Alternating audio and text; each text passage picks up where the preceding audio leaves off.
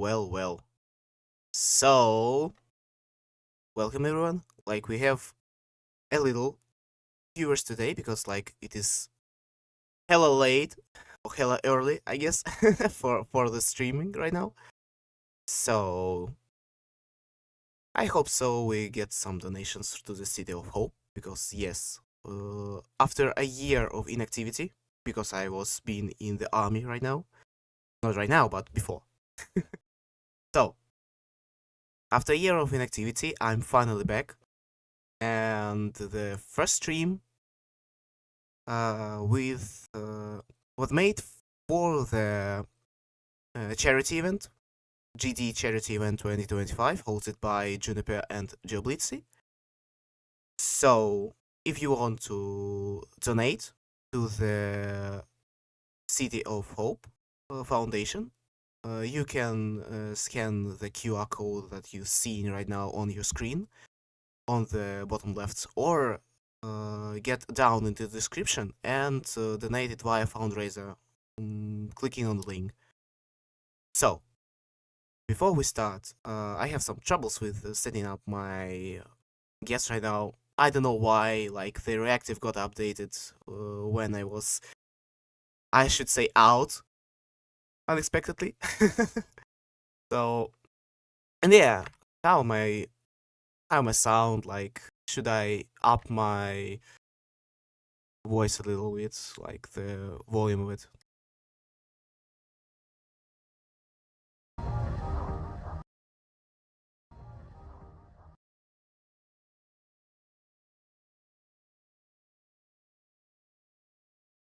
If I say so, I'll tweak it a little before we like actually start. So yeah.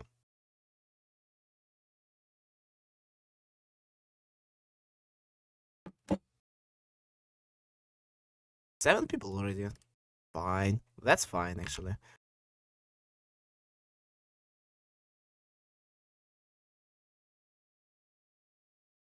Before like we actually start, like you can speak about, like, you can ask some questions right now if you want to, like, about the charity event, about like the our podcast right now. So just to feel some emptiness of the waiting, I guess. About, like, you can. Yeah, I can hear myself, so it is completely fine.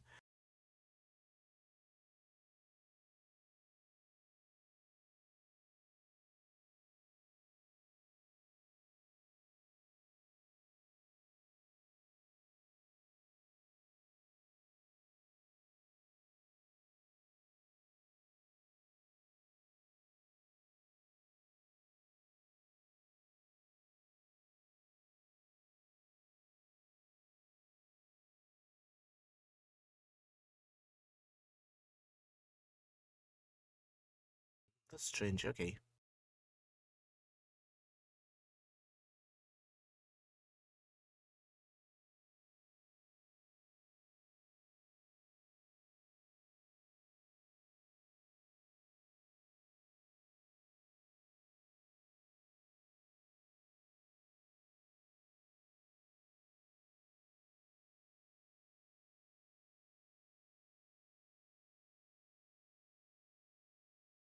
I don't know why it refuses to fetch the cube of the, like, secret way. So I will use his Discord avatar, like, in all times, like from my previous seasons. So yeah, that's kind of bummer, but still.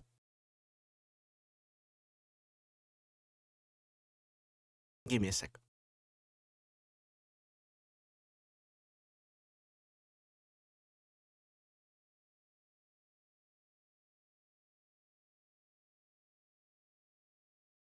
Yep, looking fine actually.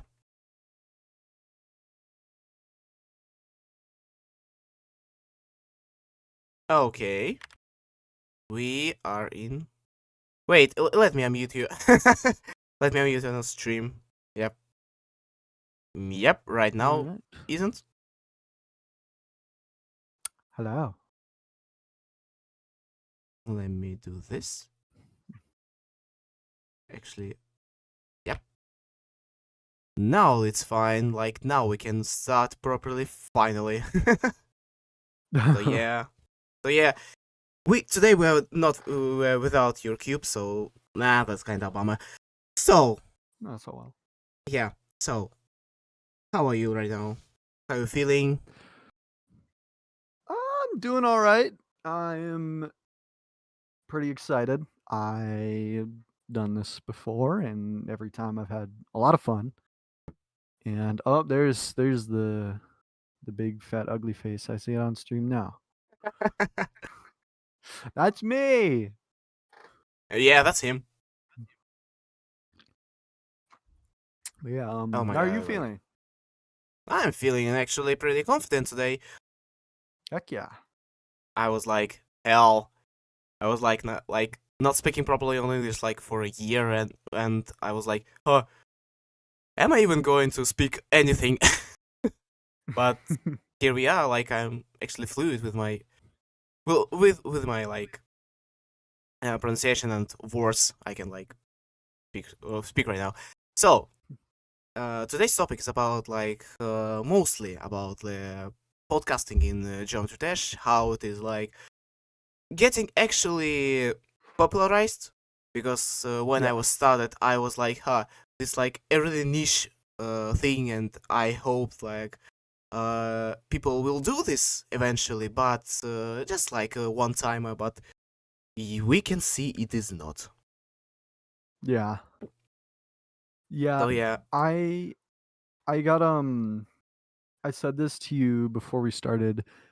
The way we did this whole podcasting thing, I saw a couple people in comments sections before kind of be like, "Oh, from the Dasher podcast to the Secret Way interviews," and I was like, the Dasher podcast wasn't really any inspiration for what we did or how we started. And I know there's people who think that. I've seen people on Twitter talk about it. And I've been DM'd privately about it before, like, how did you get inspiration? And it's like our friend Takane, he well, ex-friend, because he's got involved. I got involved in drama with him, so I'm not friends with him anymore. But I do give him credit for being the reason why we do our little interview series now. and like yeah, you saw that it's the inspiration, but why did you actually wanted to make podcasts, make interviews, and to make them in format you making it right now? So it's kind of a funny story. Obviously, our channel, shorts, short form is how it started. We tried a couple long form videos where it was kind of documentary type stuff and like showcases was one thing that we tried. And I was getting crashed out by, if you don't know, the other person that works on Secret Way, his name is Vix, and Yeah. he owns Secret Way. Like he has the like password to the email, but we both have like ownership of the account. And he was crashing out on me one day. He was like, "You need to upload. You need to start uploading shorts.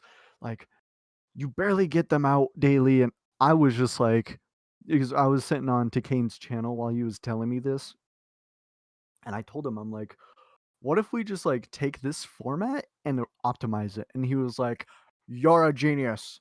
And we started with Zoink and it did really well and we just kept going. And we decided to just slowly optimize it more and more. And it's kind of naturally became better than what it once was.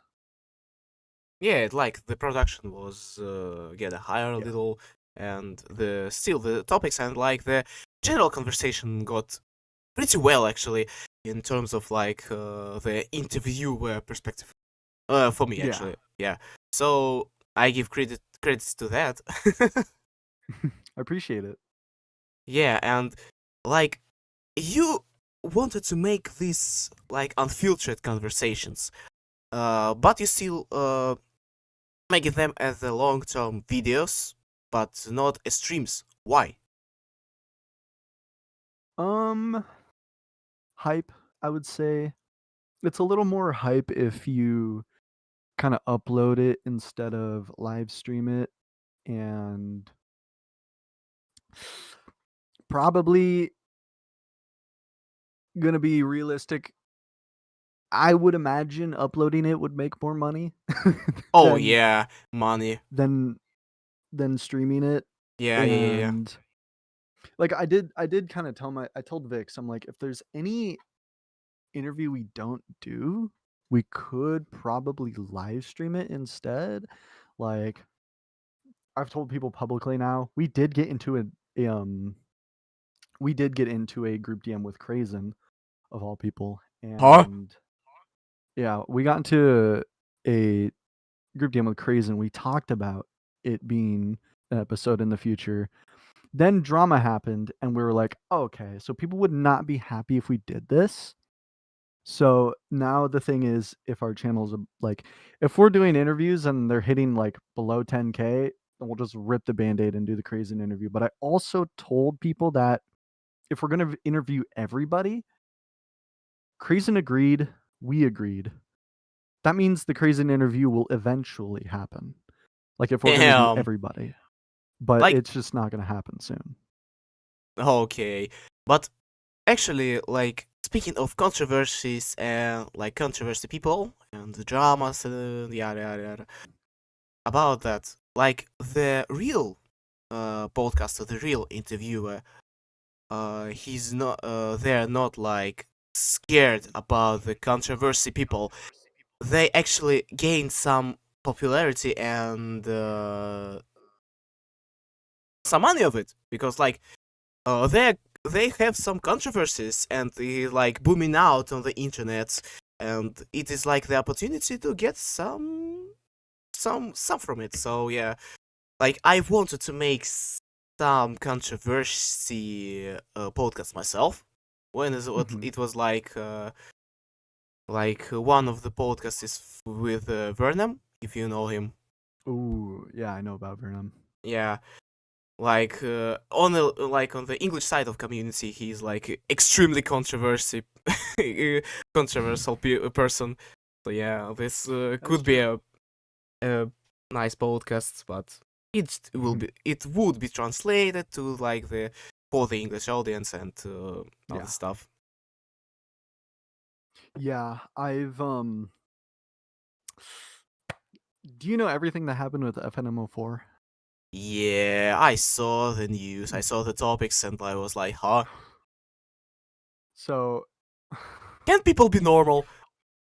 on Wednesday, we were going to do FNMO4 interview 3 minutes after everything. Like it was 3 minutes until we were about to start, and FNM said, "No, we can't do this. Someone is spreading information about me." And I was like, "Oh, okay. What are they spreading about you?" And he told me it was like, "Oh, I told them that I looked at very bad stuff." He told me he looked at very bad stuff back in the day and he didn't even like it. So I was under the perception that, oh, he just looked at it. If he Hmm. didn't hurt anybody, if he didn't do anything, then okay, I guess I mean, if he's like that's like I was confused. I'm like, why can't we do the interview? So I didn't bring that up. I just decided to be like, you know what, dude, I got your back in any like whatever happens if they're just slandering you. Turns out there was a lot he didn't tell me.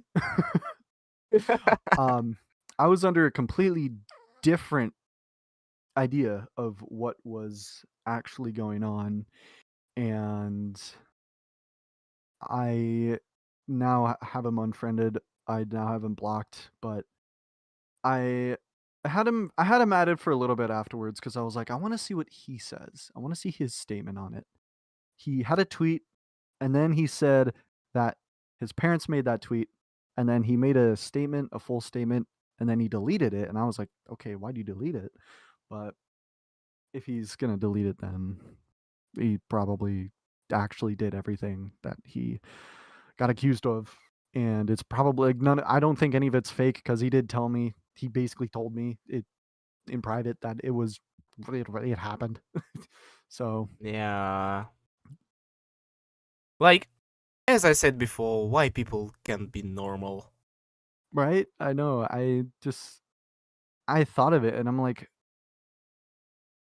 it's so weird how we just can't have like I'm gonna be honest, like I'm a furry. That's a given. That's like not gonna deny Yeah. it. Zoink is the only person that can represent furries in a good light in the GD community because there's like nothing with him. Like the closest thing to drama with him is like getting mad at a placement on the demon list, and that's just the most corniest thing to get mad at. Yeah. Like, like, like everyone creates drama over it when they're not even gonna like they're not gonna beat Amethyst. They're not gonna beat Thingy Space 2. Why are they getting mad? I don't get I it. don't know. Yeah. So, and like, this is actually interesting about like if we return to the topic of podcasting, it's actually interesting Yeah. to see people that have many followers to do this stuff because they have a better connections. Like for me, as a small content creator and it's a small content creator, it's really hard to make some podcast episodes because like people is like, who are you? Or Yeah. but interestingly, still, if the person likes the idea, even like I was like getting my shot from the fucking moon to make an interview with Eric von Wilderman. I was like thinking, huh, he will like refuse saying something like I have some stuff to do or like etc etc. But he said like, okay, I'm down, and I was like, huh. Is it like even real? And we did like like one of them. I don't know. I'd say that this podcast is my favorite from my perspective. Like he's such a wholesome man, dude. Yeah. I like No, I like him. Yeah, I can relate on having like I talked to him for almost 4 hours because the podcast that we did was 3 and like 10 minutes, and I had the extra before and after time, like before we started and after we were Oh over, yeah. that we were just talking, and he was just most he was one of the most chill guests we've gotten, and full respect to every guest that we've ever gotten, but obviously EVW, Nepesta, Tech, Zoink, like all these people, they're really chill, they're really kind, and I didn't think we would get I didn't think we'd get EVW this early. I thought we would like I thought he'd be like at episode 25, 30. I'm pretty sure he was episode 16. So Yeah, and I was like, have my own strategy in this. When I started, I speaking for the viewers, but I'll say to you again. So yeah, I wanted to start broadcasting to the English side of the GD community because I know the more people, the more interesting and famous people I can interview in and my first episode was like with extra of all people, yeah, and it was like it works. Okay, it actually worked. It got resonance, it got some hype, and gained me some subscribers, and I continued with smaller creators like I did with Onilink when he was like a high person. After releasing the tidal wave and like low tide to making it in the project tsunami or some shit, I don't know. And yeah, like the most underrated podcast of mine, it is like podcast with SMJS because we literally spoke about the future of the game and what will be added in 2.21 and 2.3, and it got almost no recognition. That's actually sad. What's yours I like don't. the most underrated like podcast in your opinion? Ooh, the most underrated. Yeah. I would say probably. So we've done Zoink, Vortrox, Colon, Doggy. Um,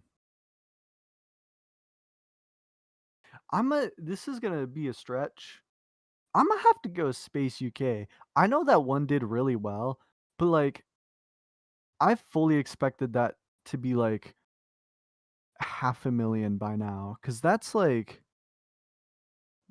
the dude had the biggest, probably the biggest controversy or the biggest scandal in GD of all time. Like Yeah. there's no He he one, he and is he is. yeah, and also actually no.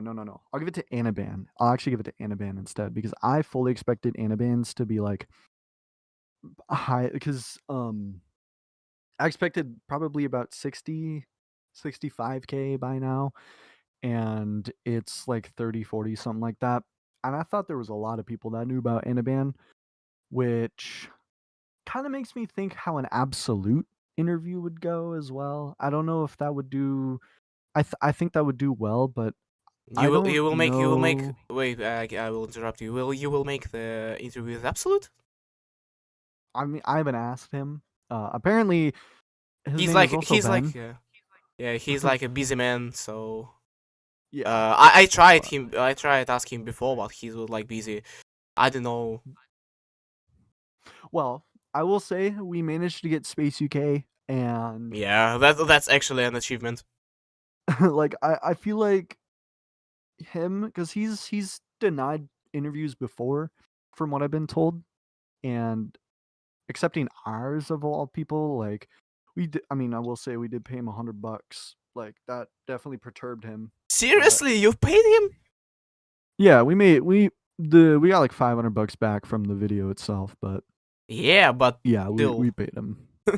So we made our money back, but yeah, no, it was like a no brainer to pay him to get him on because I mean it's Space UK, so it obviously it's gonna do well, and I think I would go for an absolute interview if he would agree. Which, considering our rep and how we're gonna get cursed next, and we're actually funny enough this isn't I haven't said this like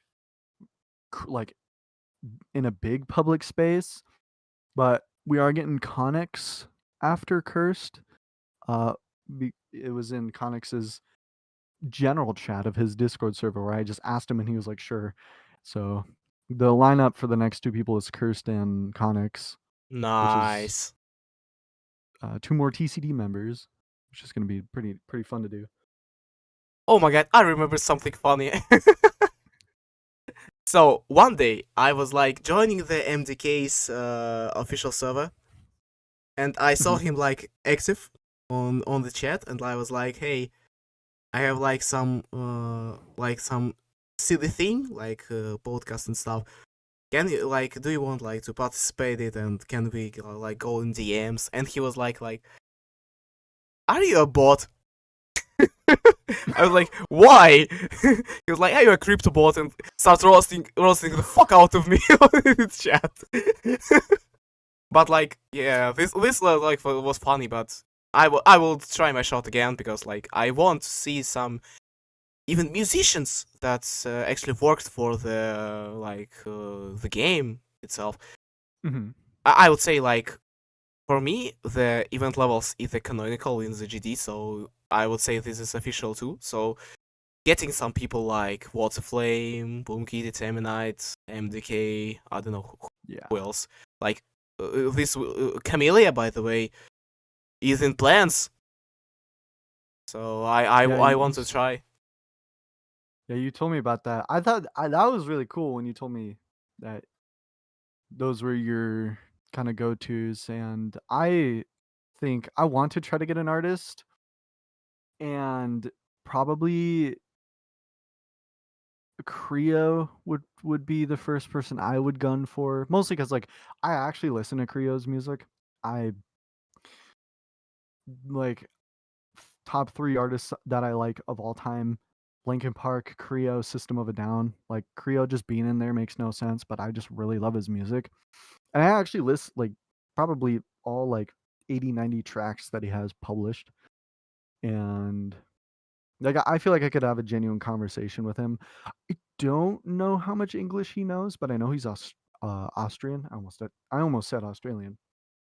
Yeah, And actually, I wanted to take an interview with Creo, but he's actually extremely busy. So mm, take I him like figured. yeah. to the Money podcast. Is, like, perturbs, though. no, of course, yes. You can like pay people. I can't. For many, True. yeah, I can like with the use of the like the tender coin, but nah. It People in the is chat telling me I yeah, have classmate humor. yeah, I saw that. I don't even know what that means.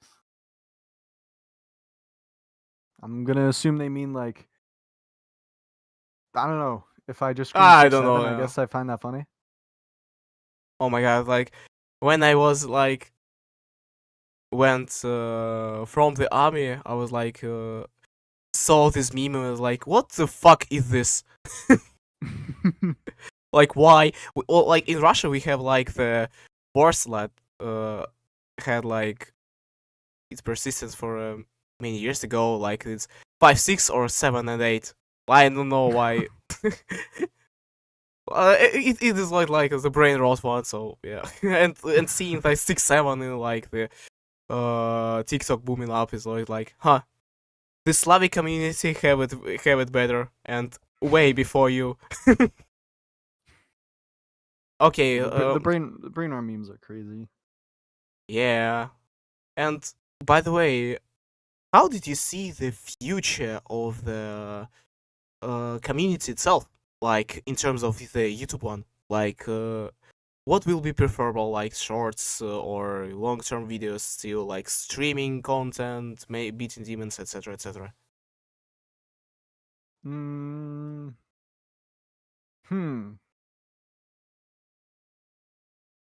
Why is Ben in the basement? Okay, like. I mean, I am in a basement, but I think so. There's this. Do you know who Kawaki is? Of course I do. Okay, he's got like a little exposal thingy he's doing Oh. for a bunch of creators. Oh. A- and it's a bunch of people that he is apparently confirmed has like allegations against them, that he has like dirt on them that he's gonna make a huge exposal on. If he wasn't gonna do that, I would probably answer this question very differently, because I know this is gonna like the community is shook after seeing FNMO4 get exposed. That's just one creator, and there are two people there are two K's that have been crossed out in his he has like a list where it's like, smile, you're on camera. Two of them, or four of them, are crossed out.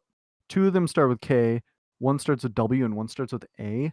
I know who the A is. I'm not gonna say it because I don't know if Yeah, he's gonna be mad at me. do not say that. Okay. Yeah, But it's some for private info. but the two Ks, I don't know who it is, but we found some of my friends found the font and the exact like what fits in those like black bars that he censored them with. The names that fit are Chaotic Jumper, Kugelblitz, Noble Boy, and King Samalot. Damn. I don't think it's King Samalot. Perhaps. I don't know about the other three. I think it's definitely one of the other three, but I don't know. Like Kawaki is like if we speak about the content creators like Kawaki is like the most unhinged one and unbeatable. Yeah. Like he can't get into any allegations. I would say he was like a Vernam, but more chill. Like Vernam is unbeatable. To be completely fair, I would say Kawaki is like. I'm gonna be honest. Like, I got into drama with him. I don't have anything wrong with the guy now, because looking back after like the whole drama, like he didn't need to be brought up at all. And apparently, with the context of everything, like he didn't know stuff that I thought he knew, but apparently he didn't. So like he didn't need to be brought up at all. And he's still fine. Like he's like literally like a Vanoss copy in the GD community. He's just like, you can't cancel him because he doesn't seem to like he doesn't care. It doesn't seem like he cares, but it also seems like he cares at the same time. But he's also like people call him this, people call him that. I don't think any of these terms actually apply to him. Like he's definitely like I don't think he likes to admit it because his fan base is full of a bunch of unhinged people. But I do Yeah. think he's like pro LGBT and stuff like that. And I think the community outside of his fan base probably doesn't think he is, but his fan base probably like would get mad at him if he was. I think he is, but it's kind of like no matter what he side he picks, he's just gonna get hated. So I think he just keeps that all to himself. And I think and you're right earlier when you said he's the most unhinged, like publicly. And I think that's mostly because I don't like I said, I don't think he cares how people feel about him. And yeah, it's just kind of hard to kind of quote unquote cancel someone who's like that. And I'm gonna be honest, I could probably name 10 creators off the top of my head that probably watches content. Like I'm gonna be so for real with everybody watching. Kawaki said in a stream a while ago that he was like, "Oh, your favorite creators think my content is hilarious." He's right. He is 100% right. I've talked to other creators before about his content. They find his content hilarious. And I agree. It is very funny. It's Yeah, just this is first GD YouTuber that I actually loved out of my ass. Because like this is like his humor is the unhinged, uncensored, unfiltered, and pure. I guess so. Like it is pure humor. Like I don't know how to describe it. So yeah, and Kawaki actually is open. Like I remember 2 years ago we made a huge song, like a tribute to the GD community, called codename All Stars, that contains that it is like a 100+ song mashup. And like with some custom melodies and stuff, and like phrases from the people. And we have a SoundCloud version that have some lore in it. And Kawaki actually helped us and recorded some phrases for the SoundCloud version. So yeah. yeah, he's like actually he's like kind of sweet. But yeah, and like in terms of the entertainment and in terms of the content, if we like continue speaking about our topic, like the Kawaki type of content is the most interesting one because it's in the right hands, like his, it can boom out. Like yeah, we can like filter and tone down a little bit because like we have at least we have like minorities in our community. Oh So yeah. yeah, so so this type of content can be translated to the all audience. The person just need to be like open to themselves at least, and Yeah. do not be scared. Actually, like the advice to people that want to make content, like to want to make something, it's not to be scared. Like we all starting like with starting with something, and it is not like something bad. Like if you make some uh, objectively bad videos, like with awful montage or like bad sound, but if you want to Yeah. make something, you will eventually grow and you will eventually learn about new things, learn about new instruments you can use for your content. Like, and it is not like about Geometry Dash, it's like for everything. So yeah, like me starting podcasting is what like the idea just went on my head when I listened to some podcast on the Yandex podcasts and was like, huh, why we don't have this? And I started making stuff for the Russian community and Yeah. like and get out my anxiety when I went to the English community. And right now I'm actually, this is kind of funny because like the person that is really active in Russian community making some content to the English community, it is like it is at least strange for me, but still I want to speak with many interesting people. And for me, like why I'm doing podcasting, I'm doing podcasting for the future researchers. So for Yeah. people that want to make documentaries to gather some information, and I'm doing like with not like star guests like you. It is like I'm doing like with almost everyone that's significant to the community at least. Yeah. Like and not at all. For example, like TikTok's 3 because he's like one of the funniest man I've spoke with, and actually like really wholesome one. Like I loved the podcast with him. Like the Siki, I don't know who else. I can like I said before only link like. I Yeah. actually got a podcast with Jake and if you remember him, the like the guy who wanted, Verifier Basha Votex? yeah, wait, no, Oh, yeah, he wanted like to complete all 9 circles levels before it was like a Yo, good mainstream luck. thing. Yeah, so he was like one of the oldest members of the community that's still up in the community, and like yeah, I want actually try and speak with Alex Paint 24. That would be a good one. Yeah, he's Russian too, so this will be a interesting podcast. Yeah. Yeah. And yeah, well, like it's just okay, I want to like ask a question. you go. Uh, Okay. why you podcasting? For Why what we do reason? it? Yeah, why? The reason we do it. Okay. One thing I'm gonna do real quick is go back to the previous question because I pretty much just didn't even answer it like an idiot.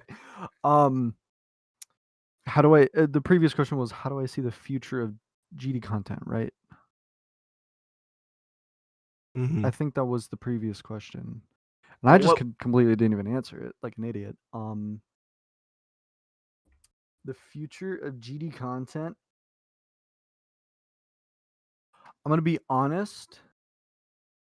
I think we are I think we're gonna face another like drought because I know we faced a drought in 2018 and we faced a drought in late 20 not late 2021 but like kind of mid 2021. Yeah, I remember that time.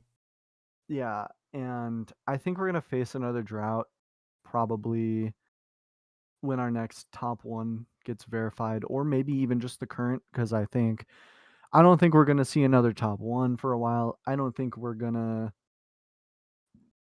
excuse me. I don't think we're going to see like big projects getting finished for a while. I can't really. I feel like the next big thing, the two next big things that might happen, in my opinion, is Vehemence and Cosmos Unleashed for like top one status, and maybe Boobawamba getting completed. I know Nullscape's getting completed was a big thing, but I think Boobawamba getting completed is going to be even bigger because it's like Nullscape's never seemed impossible, but Boobawamba really does seem impossible. So I think that is going to happen, and I think we're going to face another drought soon, and um, and I will go back to Boobawamba. Zoink needs to play Boobawamba. He said in our interview that he either in our interview or I talked to him for like 8 more hours after we were finished. I don't remember if he said it in the interview or out of it, They did say near the end of the year he was gonna start trying Bubawamba. It's almost December. Zoink, you need to try Bubawamba. You need to play Bubawamba now for us. But yeah, it was in the interview, and he needs to do that now. Everyone should spam him on Twitter or something. Don't actually spam him. Don't listen to me. I'm being stupid. But he needs to play it. Kindly remind him.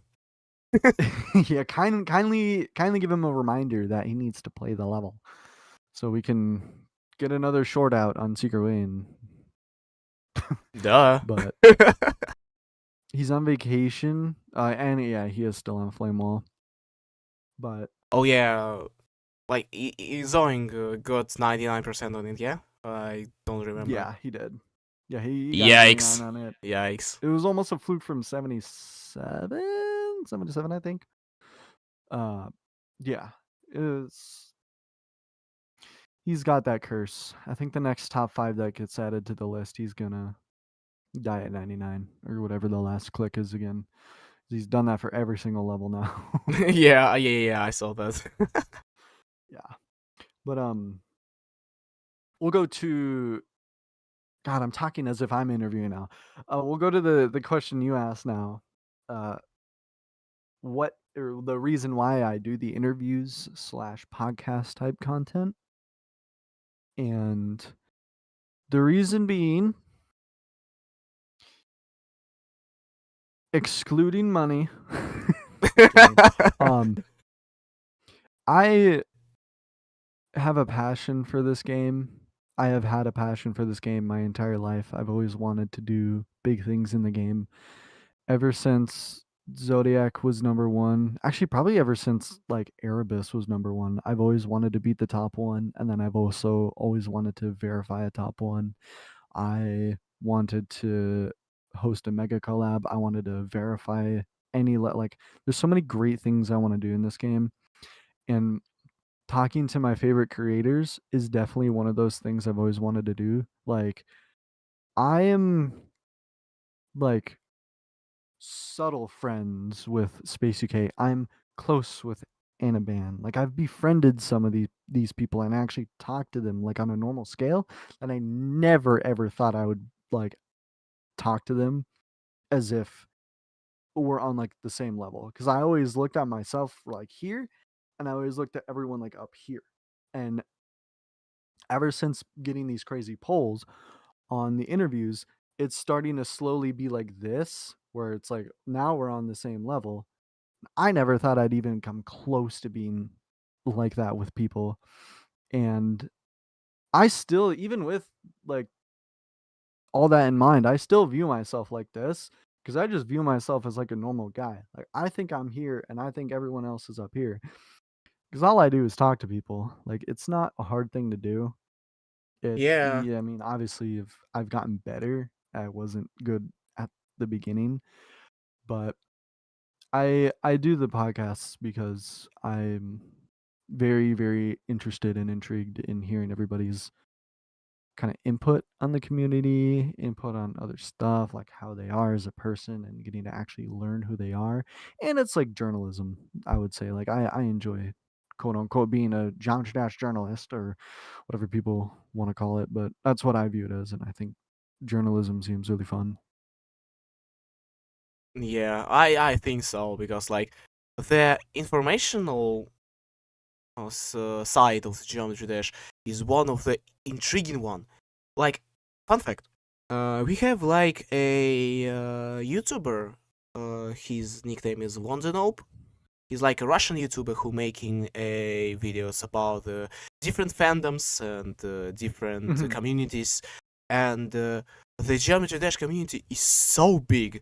We did 3 videos about it, Yeah. and still didn't cover anything. Like, it was like some of the summer length of it is like almost 2 hours, and we didn't cover anything. Like, we like spoke about the main stuff and such, but Yeah. still our community, as I said before, like many times, is the most like the biggest closed community of all games and of all like things I saw. Like, can you imagine a game like with almost 1.5 million people on a Discord server, and still this is a close community? Like, how is it even possible? Yeah, I'm like 90% sure there's more people in the GD Discord server than there is in the Minecraft Discord server. At least I know there was at one point. Yeah, it is, and you know like that Robtop's channel is actually surpassed the Minecraft channel. Yeah, it's crazy. It doesn't make any sense, but it's I would say I don't know if anybody agrees with me, but I feel like the top 3 most recognizable games in like the 2010s to 2020s is Minecraft, Five Nights at Freddy's, and Geometry Dash. Not in any order, but I feel like those are the top 3 most recognizable games of like the 2010s to 2020s. Like, I don't know. Is it like? Does anybody disagree? Yo, disagree with me if you want. I'll actually very interested to see if anybody thinks there's any other games.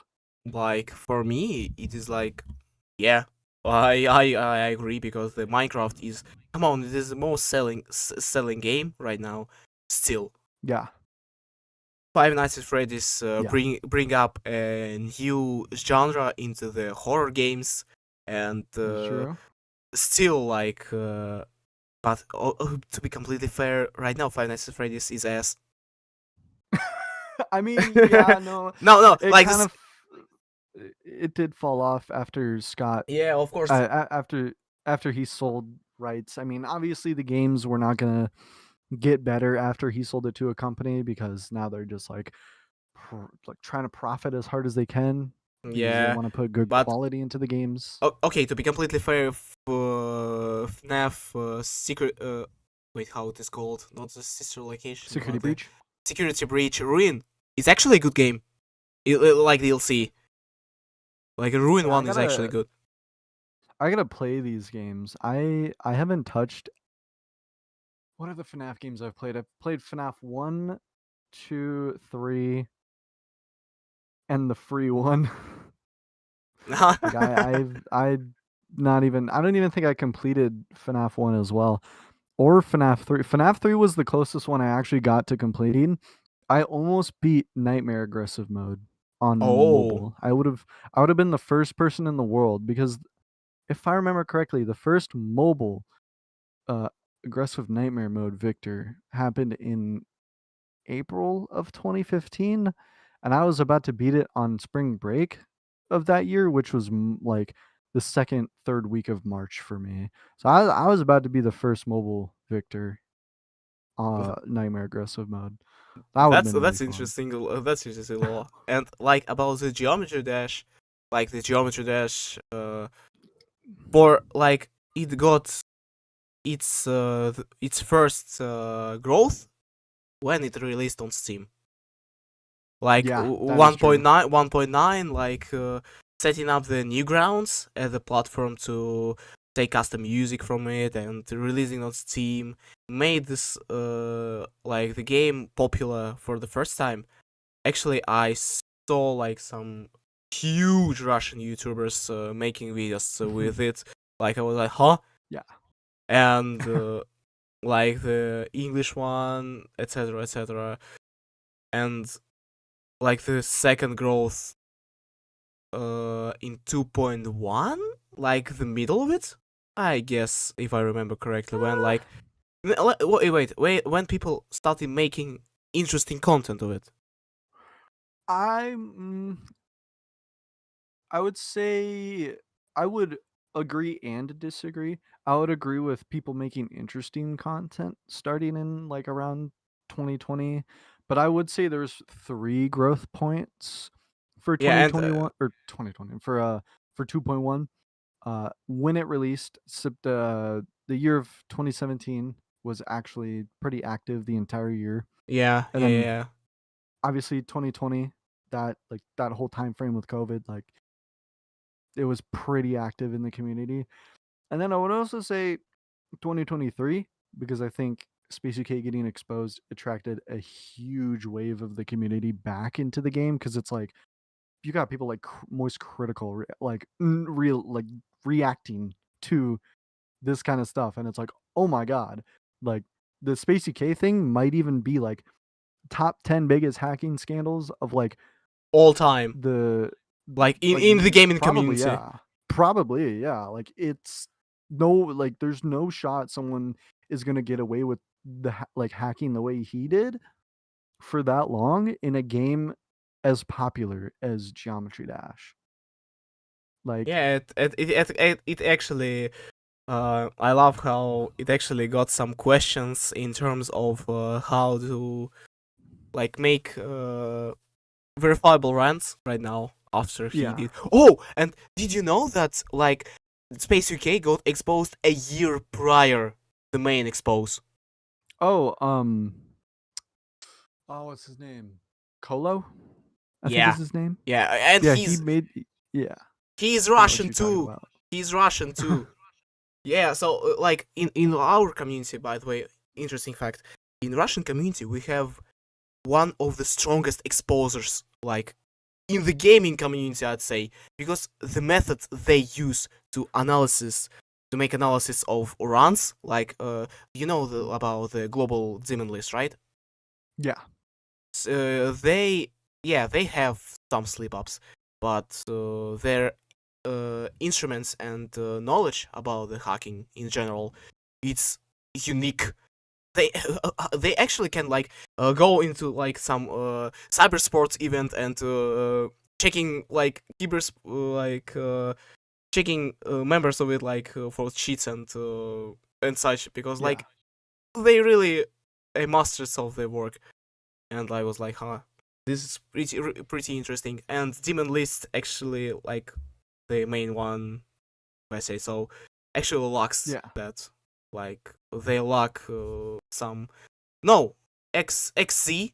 Yes, he's a Russian too. He like one of the type of people that have a like huge knowledge about the hacking and stuff, and he is a staff in their team, but still, yeah. And Mm.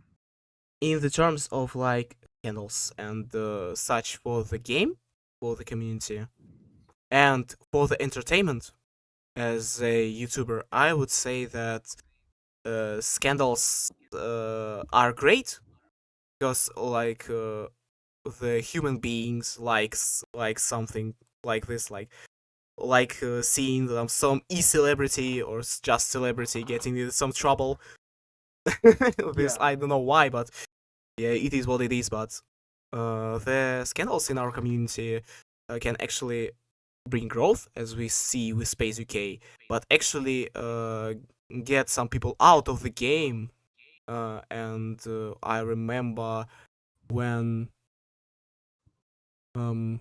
Noctafly got exposed, and this actually got like some resonance and get a degrowth of the game. I remember like like Yeah. it got like some degrowth of like 5% or something. I don't know remember. I don't remember like the complete math of it, but still, like it is like a two-sided coin, like two sides of one coin. So yeah, Yeah, I would agree. I think I th- I think the so I agree that Noctafly, like after he got outed, the game kind of died a little bit. Like 2018 was a very vacant year yeah, for Geometry Dash, and I think the only reason why players like Xander and Space UK didn't get like the game didn't die afterwards is because Xander with Zodiac, it was kind of like a resurgence of top play after finding out he was actually a hacker, and we had an actual content creator who was the number one player. So that kept the game alive. And with Space UK, it was just lucky that 2.2 came out like 6 months later and how it was teased like 3 months later. And that happening so soon after, like April 25th, 2023, he gets exposed. May and June, people are shocked. Uh, July July vacant year. August is when 2.2 is teased. October is when it's expected, but then Rob Top, oh no, wait, not actually, because gotta delay it. December comes out, the community's alive again, and 2.2 is out, so now we got controversy after controversy after controversy going Oh on my god. 24/7 in Yeah. 2024. Yeah. And oh my god, I just remembered something. Did you saw like sudden growth in the stream charts? Like it's sudden growth almost to the point of release of 2.2, like in a couple of days. I saw something talking about that, but I never looked at the charts. Did you saw tweets by InXGD by any chance? Maybe? Like with the questionable levels? Like very bounce on some like on the some anime tits or something. Oh, Yes, are you you talking saw that about like too. the Yeah. bloodlust thumbnail? No, not the Yeah. bloodlust. No, not the bloodlust thumbnail. But it's like the Inex made a character from the Helltaker and like made a funny levels where you like bounce on her tits, like, and it got absolutely blown up on Twitter, like 3 million views, like almost 100,000 likes, I like, guess I've never seen that. and like I did some analysis, and it is actually because of this. I don't know why, I don't know how, but it is because of that. Like the the growth of popularity of this game can be from unexpected places and unexpected events. I love this game. Real. Gunner baiting gets a lot of views. Of course it is. It gets a lot of views. We did a short Gunner baiting, and that was like a 1 of 10 in like 2 hours. Yes, I kind of hate that. I kind of hate this. Yeah, because like, why? I'm making such a great content and some bastard getting like views because of Gunner baiting. Like if you saw like in the shorts community, especially like the memes one, you saw only Gunner baits like everywhere. It getting views because of that. Yeah, especially on like TikTok and TikTok and Instagram, Gunner baiting is so like you explode on there, but you don't go viral because like if you're Gunner baiting, no one knows who you are. They just know that character. So Yeah. it does well, but virality isn't in the picture unless your whole account is revolved around Gunner baiting.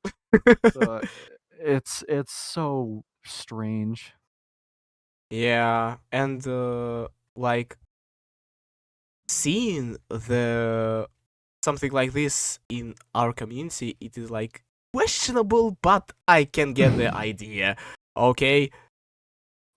And but still, like, interestingly, in our community, like, I would say, like, as we spoke before, like the Gunner baiting, it's not like work as well as other type of content in terms of our community. Like, I do not say about the like YouTube in general, but in terms of our community prefer like more, I don't know, like more entertaining content. I would like say about like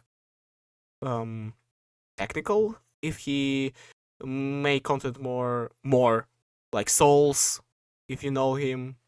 Who else?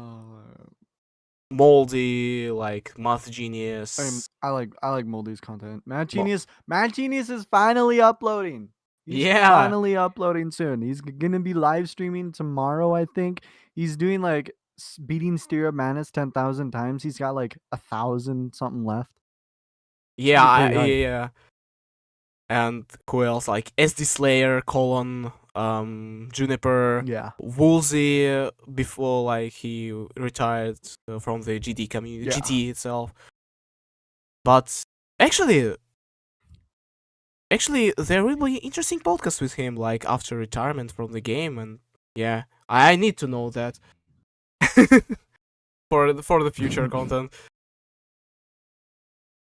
Yeah, and like I've been told to get Woolsey a couple times, and it's like it'd be pretty hard too. I sent him a friend request, and he didn't accept it. So. womp.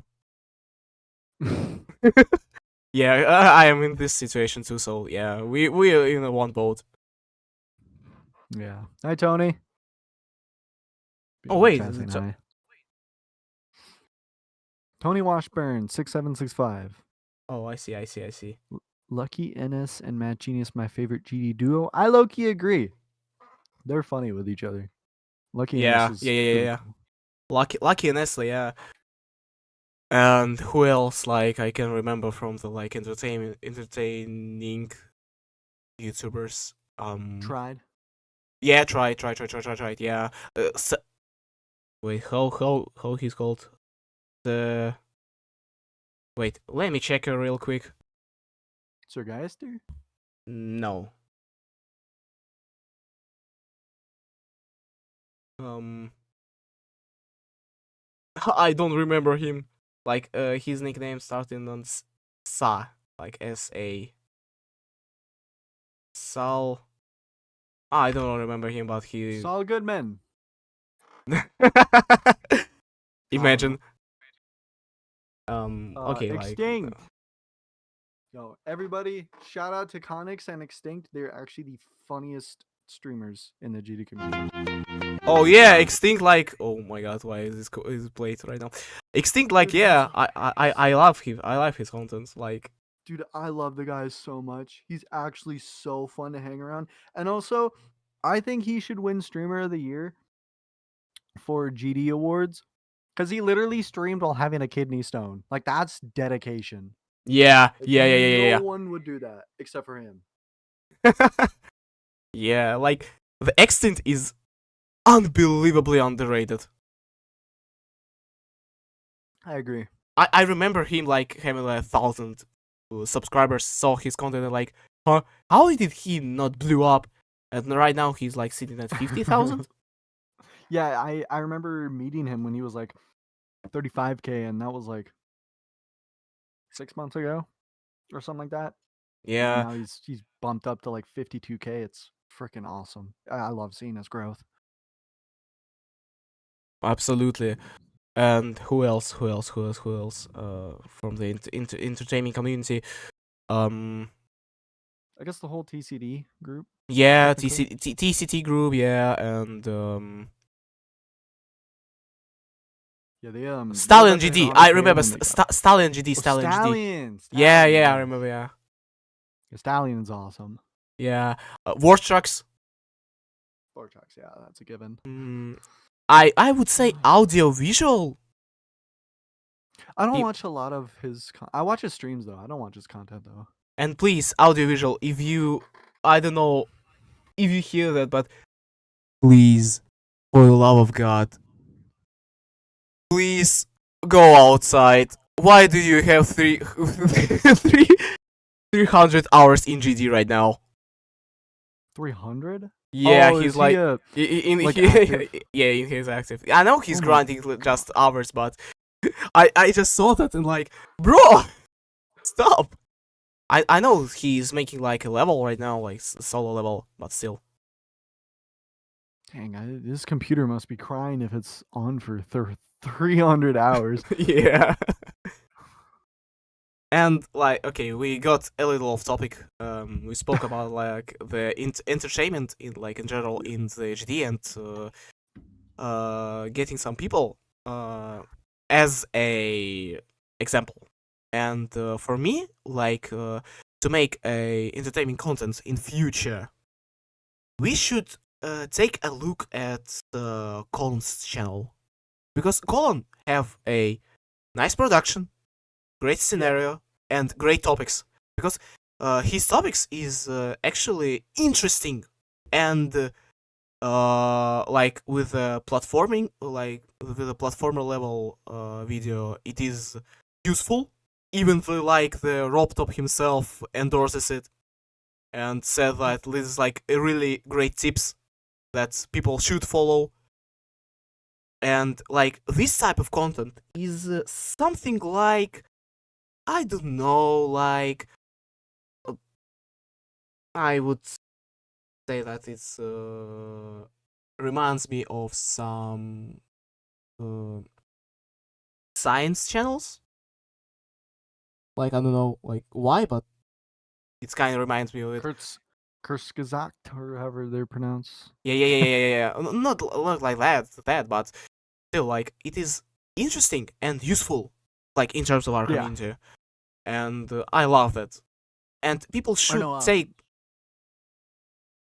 Sorry, I was thinking of Veritasium. Oh yeah. Vertasim is like a great example.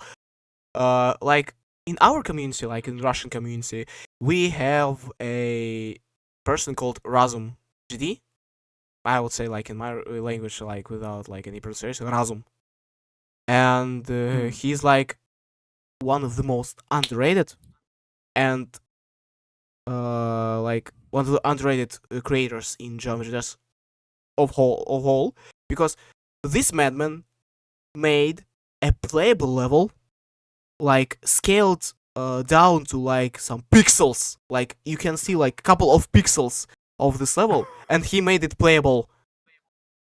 What the Like hell? why and how? But he made it, and he made like actually a great video about it, and I was like, huh? Like he making like some stuff like how he's made his own 3D engine in Geometry Dash, how he like do some other interesting experiments with the game. For example, he made some even mods for this game that people use, like really? advanced scale. If I remember correctly, that's fixing some bugs with scale, like the new scale system, and bringing up new tools to it. Like this mod is absolutely incredible, and other stuff. Like he's like the most underrated guy, and I want to make an interview with him, like for the Russian audience. But still, like, like we need some people like this in our community.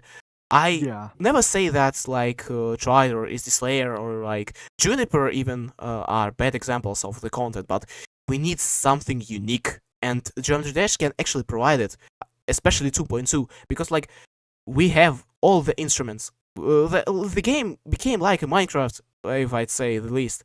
You can generate endless content right now. Like seriously, if we have like in 2.0, 1.9, 2.1 era, we have some hiccups because we didn't have as much instruments as we have, but like madmans like Sputnik's making like some crazy shit. We know him, we love him, and like still making interesting content. But in 2.2 you can like make anything because of like Geode. Like for example, I wanted to make a series with a Nuzlocke challenge, you know, like Juniper did. Yeah. I commissioned a mod for it, and it actually out, and it have like almost a 100,000 downloads right now. It is a complete system. Yeah, like you die, your icon died, and you can use it, and you need to name it, etc., etc. So yeah, like I wanted to make a video, but That's pretty awesome. Didn't had time, so we just uploaded it on the servers, and other people start making content of it. So we like have the Geode as a system that can generate content. Like, can you imagine? Can you imagine the content when the Geometry Dash champions will out? By the way, do you know about this project? Yeah, I saw a video from Tech, I think it was, about it. Yeah. I guess Tech or so. I think Yeah, it was. and like this mod in particular can bring like the ranking system and make actually a funny and interesting content, like in the, and it actually can open a new a new branch in the community. Like, Yeah. you will not just grind for grinding, you grind for something. Like, and I guess the versus system that RobTop is making, it is not that. It is, yeah, it will have rankings, it will have like leaderboards, but it will not have ghosts like the Geometrical champions. And it is a complete bummer because, like, I want to see my friends die on like some obscure percentage and like seeing surpass him and saying haha and beating the level to frustrate them more. That would be funny. Yeah, and like it will not that. It's just show percentage like people at, and this is why RobTop. We have a system like just call them, like, just call Globe members and like snitch Right? up the code. Like, come on, dude. Like, you have everything. You have a passion community. By the way, fun fact: SMJS working for free. Like, she's working with RobTop and she's working for free. Like, yeah, I was like completely shocked with that information when she told me, and I was like, huh? Whoa. Like, actually, because of her lectures to RobTop about security, server security, and such, the game is actually got a little bit better, but still have some exploits. I have one friend that's extremely passionate in exploiting games, and especially Geometry Dash. This madman could access my profile, not my profile, but my... yeah, he could like access my profile without any password. And he write like my card and send money to him. Like, without any passwords, without any like like without any authentication. He just spoofed it, write a comment, and that's it. Like, the game have extreme amount of breaches right now, and RobTop should like hire some professionals to help him with it, because like, damn, dude, your game like is one of the most popular, and even the most popular like on the iOS, like on the Apple system. Right now is number one. Is number one. Yeah, like, dude, I really don't know how it is not like completely broken, like in such amount of time. Like, is that our community is so passionate that even hackers don't want to break it completely? Yeah. I don't know. Like, I really love that time when like RobTop don't want to collaborate and cooperate with the Team Hacks. If you remember this team, yeah, and just say it like, you bunch of hackers, I don't want to deal with you, and like completely ghosted them. And right now he's working with them, like with some of the members, like SMJS, for example. So yeah, like, damn, he knew that something going wrong, and like, okay, can you help me, please? Yeah, I wish you would have done it a lot sooner in this game. Oh, of course, yeah. But better late than never. Yeah, and actually, like breaking the game is actually a type of content like we can do, actually. I saw some people making videos about like obscure facts of this game, and like completely breaking it for fun, and I adore that. I adore when games are broken in such a way you can like do some stuff and absolutely do videos about it, or like live streams and such. Doing the levels, like if you remember the theoretically possible demon lists or level lists. TPLL. Yeah, TPLL in short, yeah. Yeah. Or like some impossible level lists and such. Like, they're using obscure mechanics that no one will use, but they use it. And this is actually great. And this is actually great for content. Like, people are sleeping on that. Like, come on, dude. Like, you can like snitch some of these mechanics and make a banger video. Like, come on. Yeah. Yeah, honestly, all the lists that have like those obscure levels, it's so untapped to like talk about that kind of stuff. Especially um like with us doing the Secret Way like shorts format, we're able to talk about that kind of stuff, which is nice.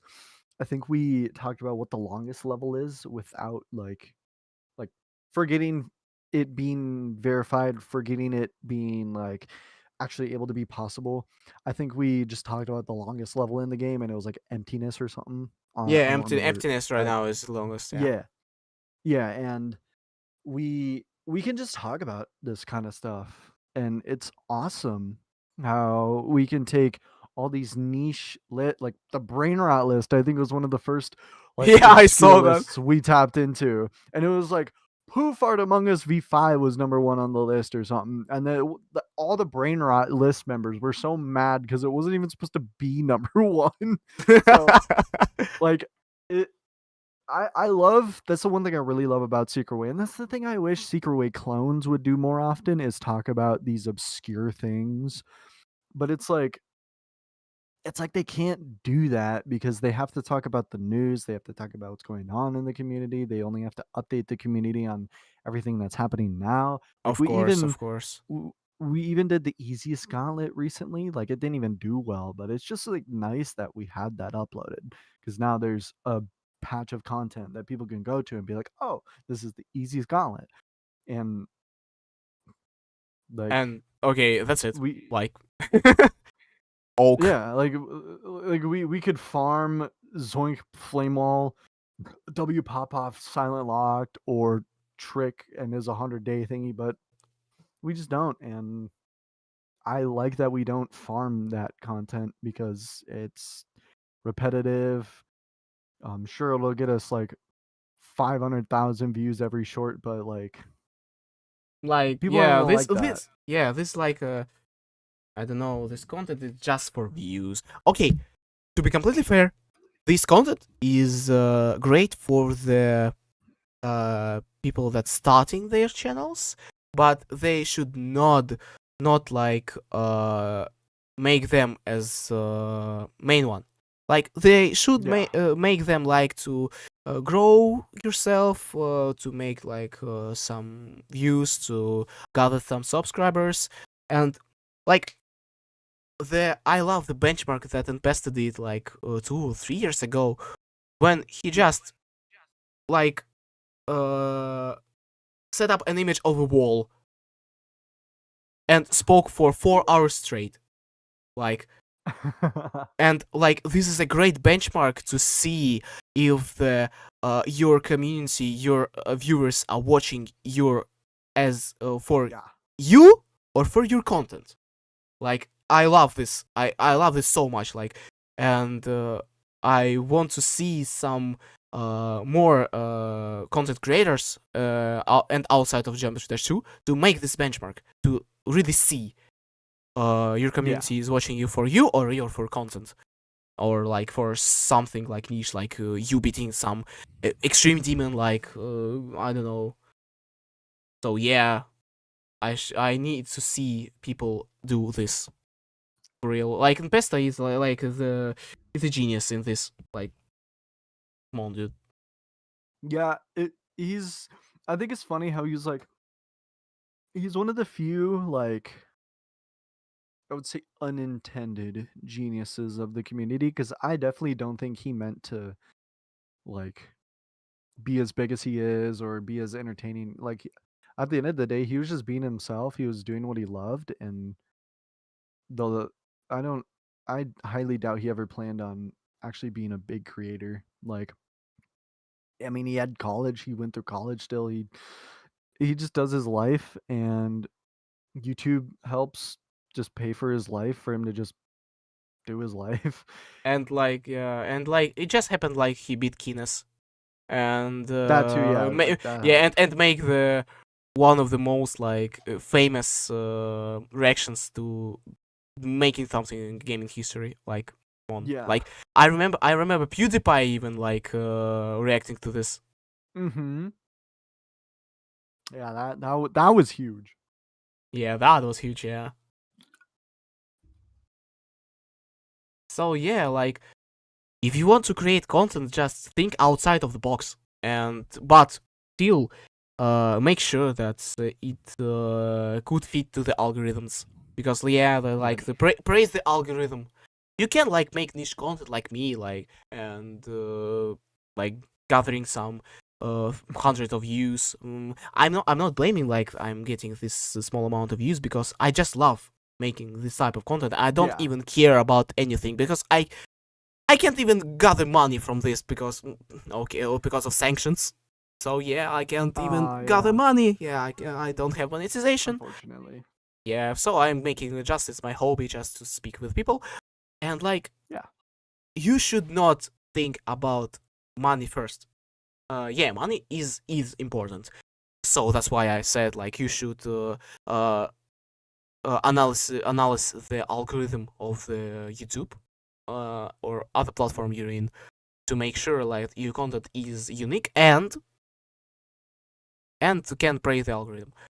You can like make, as we spoke before, you can like make slopes, like some news and some, if we speak about GD, like some news or some like topics that was covered before, but still you can spice them up. Like, I don't know, like you can make like news, like stuff, but integrate some lore in it, like to make sure that entertain people and waiting for the another episode. Like if we speak about shorts, like it was, I remember like the shorts war. If you remember this, like the huge shorts YouTubers collaborated in like one of the biggest collab I've ever seen, like in the YouTube community. Something like this, like spice things up. Like you can make anything entertaining, and even like one of the topics that people don't want to watch, but if you bring something new to it, people will stay.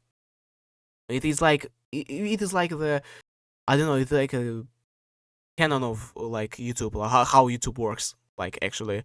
But yeah, the retention, like you know about the retention montage, yeah?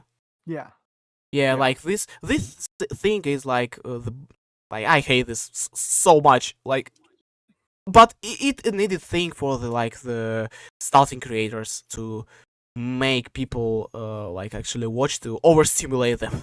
Why? But still, like this is how it works, and we don't need to blame like people using this.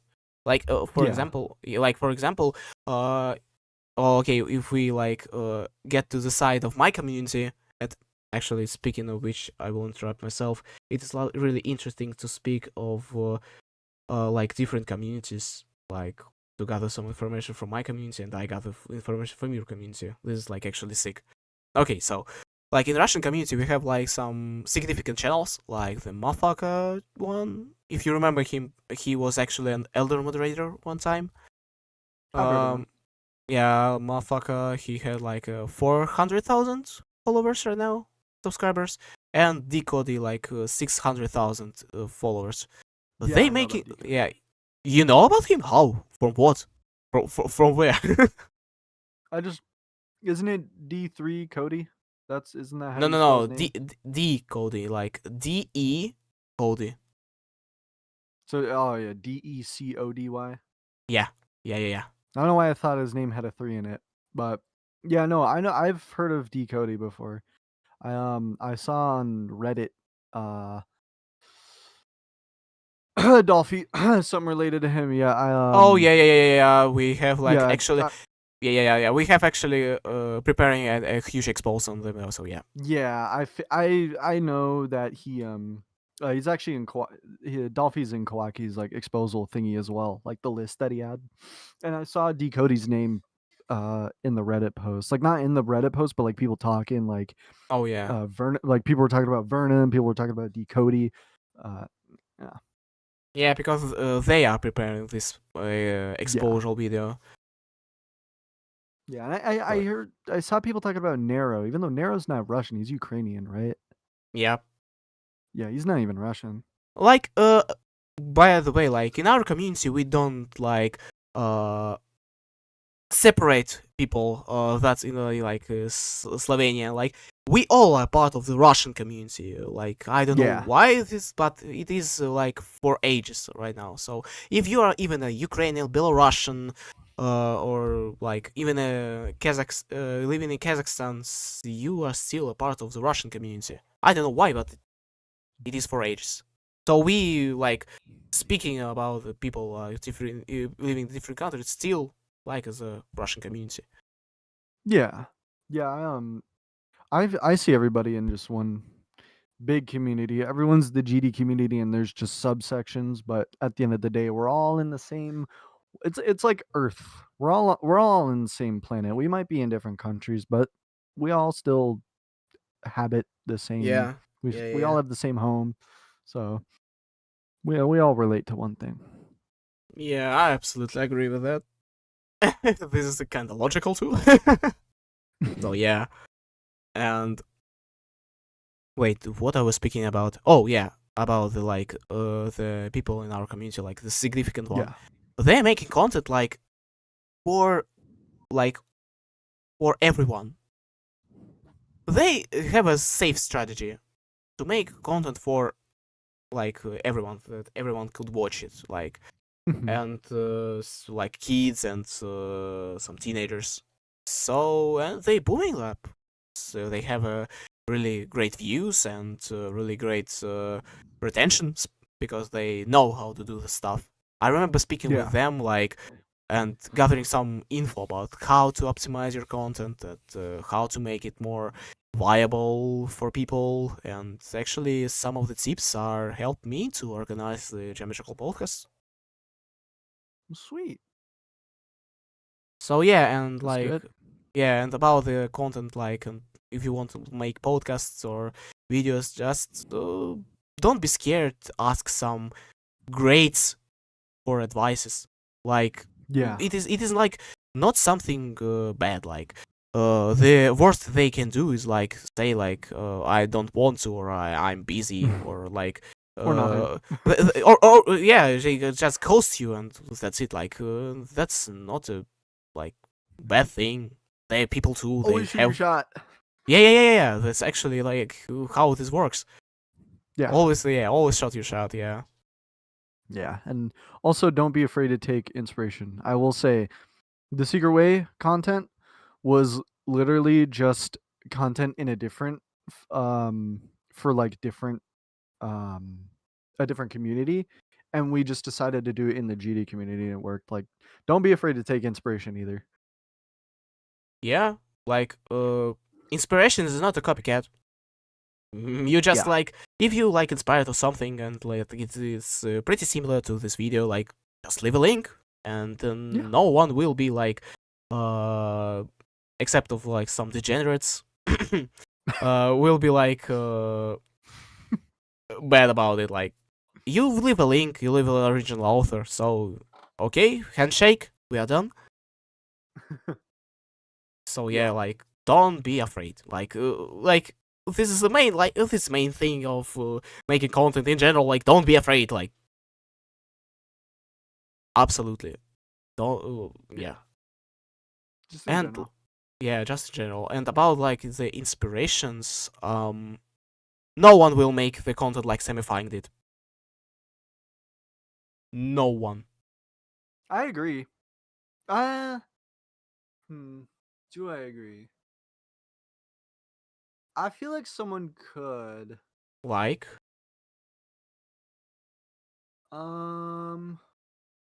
mean, he's kind of switching. What I've noticed, he's kind of switching to general content now. Semifying. He's like a top player in Trackmania right now. Yeah, he's more general with his content, which I mean, fair play. I will say he's the one person in the GD community that fits to being a creator of multiple different games and IRL content as well. He just fits being a content creator, not even just a GD creator. I know people will compare him and Vortrox, but I feel like Vortrox fits GD creator. I wouldn't say Vortrox fits general creator. Having multiple types of content. The most smooth and the most smooth transitions I've saw is from C1997. He's making banger content. I love watching him. Like right Hell now, yeah. he's like wow. He was like, I love okay, his videos. yeah, okay, like GZ phase is over. Let's make some space shit. It's fucking awesome. Yeah. Sorry, pardon my language. No, that's fine. That's fine. It's 16 plus. So. People are warned. Fair point. So yeah. Finish my energy drink. I didn't drink energy drink, by the way. I don't know why people drink them. Yeah, they're sweet and like interesting, have an interesting taste, but not for my health. I addicted to caffeine. Oh, Well, not really addicted to caffeine, but I'm just I always drink coffee, but I'm taking a break from drinking coffee because low key I always put stuff in my coffee that makes it really bad for me, like probably worse than Monster energy drinks. So I'm just drinking Monsters as a substitute for the time being. oh, and I drink actually, black coffee. yeah, and actually, if you're making a content, please keep your time. Like, do not overtime. Like, it is. If you not have a monetization or have a small amount of money, this is not your job. Okay? Do not overtime, do not overwork. And make it as a passion, not as a job. Yeah, I agree. Because like Unless you don't have any other job, then yeah, if you're unemployed, so yeah, go for it. yeah, no, I'm employed to YouTube. I don't have a job outside of YouTube. So You're not this an is my employee. job. You're not an employee. You're just a slave of YouTube. Yeah, I'm We all are. self-employed. We all technically. are. Yeah. By definition, I'm self-employed.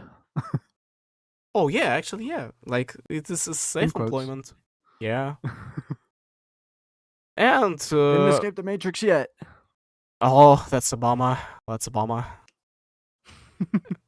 And I actually need to like continue my job, so I have money for my future projects.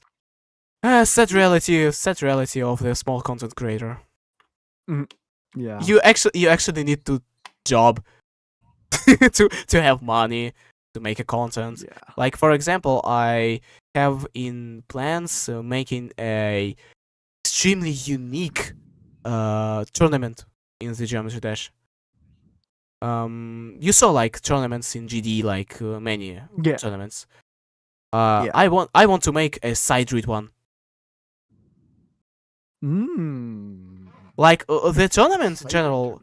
Yeah, the tournaments in general are the great content too for the people. Like it is extremely great to make people like compete in some sort of like obscure. Yeah, that's hype. Like bring up some tops or not tops or just people in general to compete on some levels, and this is hype in general. Like hype it up, make a great pool price, like even like some $500 for the start is like a great starting point actually to make a interesting tournament.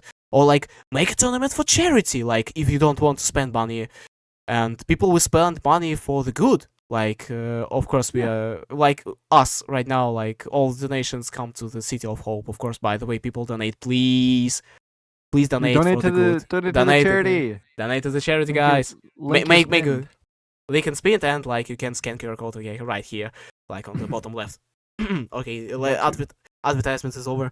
So yeah, you can like make a charity event, and this actually grant you more viewers and more you like have your karma great for the community. Great for the community if you make a charity event. Just a little inspiration for you guys.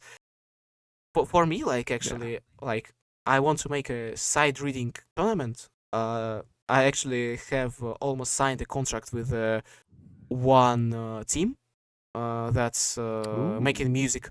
So the levels will be made especially for the tournament, and the music will be made especially for the tournament. So people will not like recognize music and play it like this, and recognize level and play it like this. They will be granted by absolutely unique type of levels that they should beat. and like we making a modification that's absolutely demolishing uh, every type of practice in the game. Like you can't use start positions, you can't use like the practice mode, you can't use like copies, and etc. etc. You can't use anything, just raw level and go beat it. And the funniest Cool. thing, yes, the funny thing about this like tournament, it is like if you win in the finals, you are not done yet. You can up your price by beating a like extreme demon, like try to beat extreme demon. Like the percentage you got is like is getting like a plus to your main price. So this is like a interesting like grand finale for the grand finals for the like for one person. I want to try something like Wow. this, like to entertain, like, and this about the entertainment. This is like really cool to see the person who beat everyone beating the final ultimate challenge or trying to beat it. Like Yeah. experimenting is the main key. Like, come on, and like for the projects for the Russian community, I actually want to make something similar to the charity event. I actually got in contact with some of the main creators in our community, and they all are hyped and say, "Hey, yeah, let's do this." So I maybe like made some Christmas/New Year themed charity event for the Russian community. So yeah, I wanted to make Hell something yeah. similar. Yeah, and if like I have like phones and such, so yeah, people like do some like ideas, generate some, even they are obscure, they can boom up. Like, yeah, your pardon. Excuse Nah, you don't need to excuse. So, like, as a speaking, like, do make ideas, like, write them up.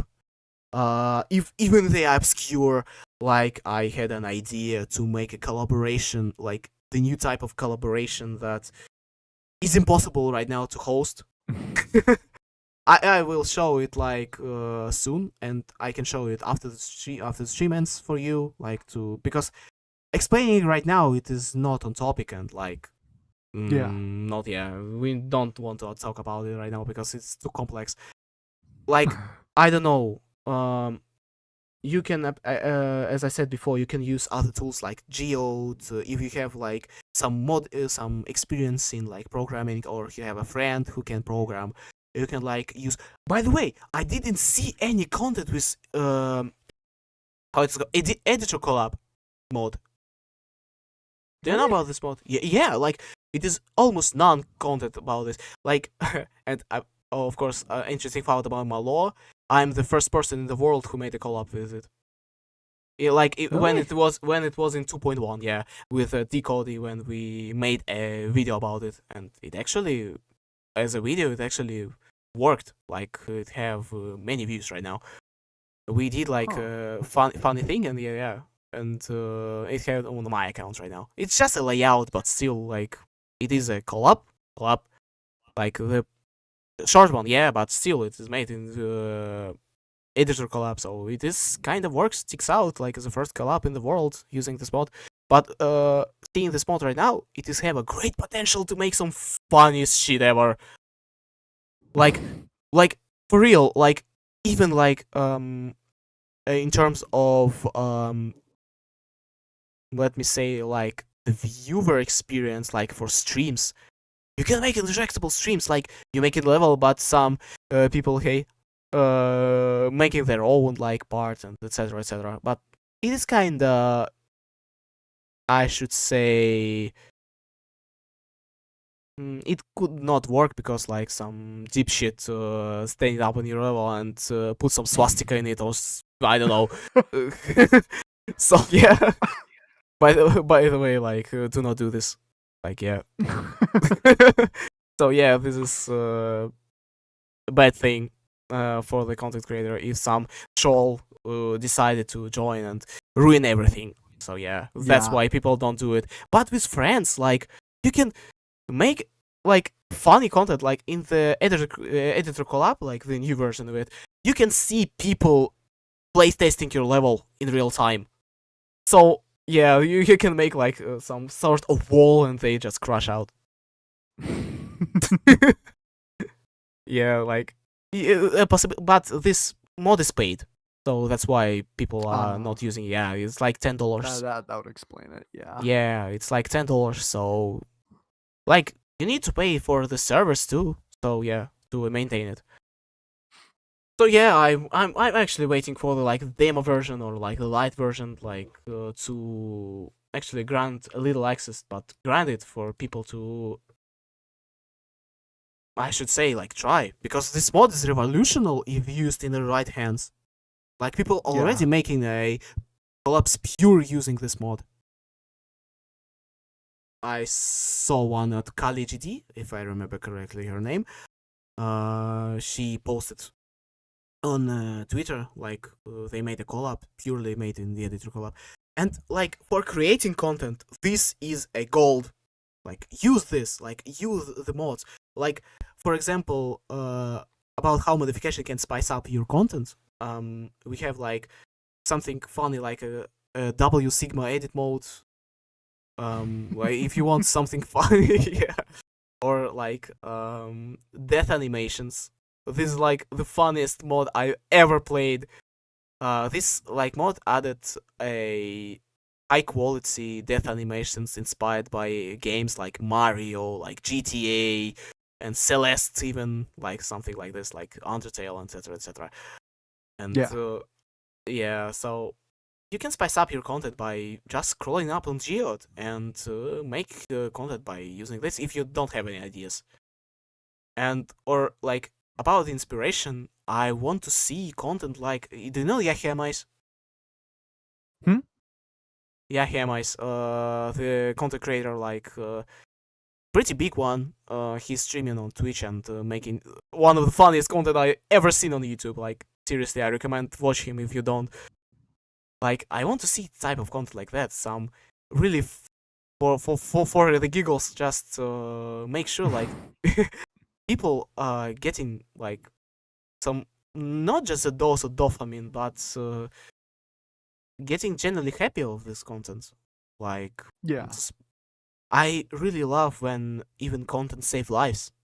I have many stories about how some people content generally saving lives, or saving from the I should say, like, okay, I would say it out loud, saving from the suicide attempts, or and such, like getting a creator that helps with the mental state of the other person is like why people making content too, because they want to help people in their like bad moments and to spice their mood up, because it's for me like it brings me joy, like to hearing that people are actually overcome something because of the content people making. And I have my story, like one person just sent me a DM, like, so I loved your podcast and like it helped me.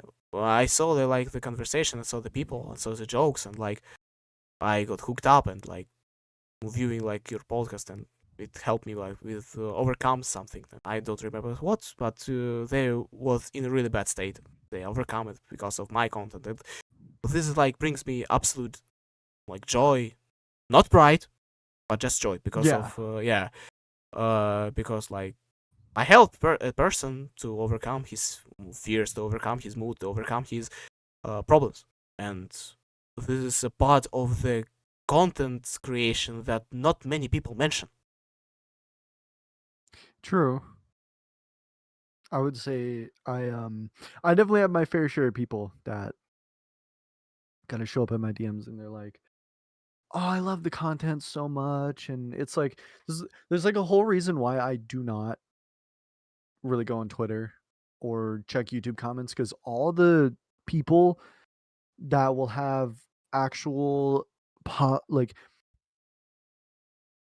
they will have actual good criticism and actually constructive things to say, and they'll also be kind. like it's all on Discord. Like people on YouTube will just say shit. On Twitter, Yeah, people just say shit. Like yeah. on Discord, people are really kind and they are really like I said, they're very constructive about talking about their opinions, unless it's like in a public Discord. Like I've been told before, like in Discord servers, like uh someone told me, or they didn't tell me, but they said it in a public Discord server. They said it in the Chomstep server. I'm not gonna name names, but they said that they feel like when we do our interviews, that I just talk about myself, and I think it's really funny. Like I don't take criticism like that to heart because it's like just having a conversation. I mean, that's how conversations go. You usually Yeah. like you're gonna talk about yourself more than the other person because like you don't want to, at least in my perspective, I don't want to assume things about our guests, so I let them speak, and I just kind of get onto a scale where I try to relate to like whatever they're talking about, and if I can't, then just like move on to the next question or whatever. And that's like one of the few like moments where I can remember someone talking like quote unquote smack about our stuff. I joined the server, pinged the thingy, or I like replied to the message and it pinged them, and we just had a regular conversation about it, and we just like completely fair, no hostility, and like I think we added, I don't remember if we added each other on Discord or not after it, but yeah, like everyone on Discord is so nice. Like I can't really remember a situation where people were just being completely like disrespectful on Discord. I can recall a lot of Mm, situations like that on Twitter and YouTube. Like you mentioned Cali earlier. Are you talking about yeah, yeah, QALLI? yeah, yeah, yeah, yeah. Yeah, they just like I was on the Secret Way account. They just had us blocked. Like Yeah, for real. I've got blocked too. Like, for they what? just like people just block us on Twitter for no reason. I was like, why? No, We no. haven't Okay, done okay, anything. okay, okay, okay, okay. I will be honest. I had many controversial opinion on Twitter. Like, for reason, because like I wanted to see some reactions. For example, I like 2 years ago, I saw a level person made, and I drop a bomb of constructive criticism of it. But I made a hook to bring some like rage bait. Okay, I I rage baited people because I said that this level is objectively awful. Because it like for me it is actually easy. Like it is not like if we're speaking about as like general standards for the level, it is awful. Like really. But I made like 15 posts about like this level, like 15 long threads, like something like this, and like just constructive criticism, like what you done wrong, like what you should like change and like inspire from. Yeah. And I got banned from the Geometry Dash community. What the? It makes no sense. I was like, I needed to like DM to Tricypical or like embed, like Tricypical or embed, like on Twitter, like say, hey, I was banned for 2 months now. Can you unban me, please? And they like, for what you banned? I was like sending a screenshot. They like, huh, like unban me. Like this completely make no sense. And I actually make a post on Reddit, like with my rage bait attempt at how it went, and like people saying that like, oh yeah, like the harsh criticism exists, like without any like pink glasses on your like eyes and kind words, like just pure criticism is a criticism, like it is not attempting like to harm a person on say like your work Yeah. is shit, and that's it, and that's it, like that's all criticism, like, and people like on my side, and I was like, okay, like some people with brains are still exist in this community. Yeah, I'm speaking about this situation in particular, so yeah, I'm not like want to like getting a controversy right now, so yeah, please don't cancel me. Yeah, So no, yeah, same. I, after everything, November's been the craziest month in the GD community, and I told myself I am going no drama December, like drama free December. Is I don't want any drama in December. I don't want to be involved in any drama. I don't want to like. If my name gets brought up, I'm closing Twitter, closing YouTube. I'm probably gonna log out of Discord and just play some games because I don't want to deal with drama next month. There's been so much in November. It's insane. like what? I don't saw many of that or like heard about it, but can you like bring some up to the table? So November 4th, Wide Awake / Clay Fuzzy being exposed. November 20th, Mizuno being exposed. I think now November 27th or 28th, FNMO4 being exposed. Wait, Like, Clay Fuzzy got exposed? How did I slept? Oh yeah, I've been on the army. What did they do? Clay Fuzzy was they 16 plus podcast. They groomed a 13-year-old as a 16-year-old from the screenshots that from everything I've been able to read. That's what I've gathered from it. And they like suicide baited, self-harm baited, they Okay, that's manipulated. fucked up. Okay, Yeah. I was like And thinking like groomed as a 16-year-old, 13-year-old. Like that's impossible. And then when you said that, I was like, dude, shut the fuck up. yeah, they did a lot, and I said this. I'm like, it was 2023 when everything happened. From what I've been able to see, maybe even 2024. I don't remember, but I think everything was in 2023 at the latest. Like, I don't care if that was 2 years ago. That probably permanently messed up the victim for life. Like, Yeah.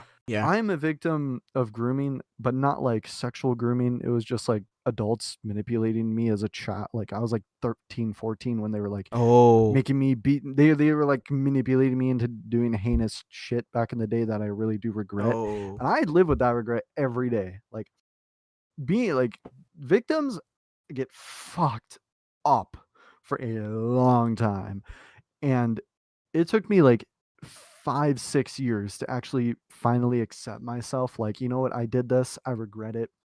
I can finally accept myself as the person I am because there's no taking back what I did. Like, I was like 19. So it was I was 13 and I want to no, I was 12.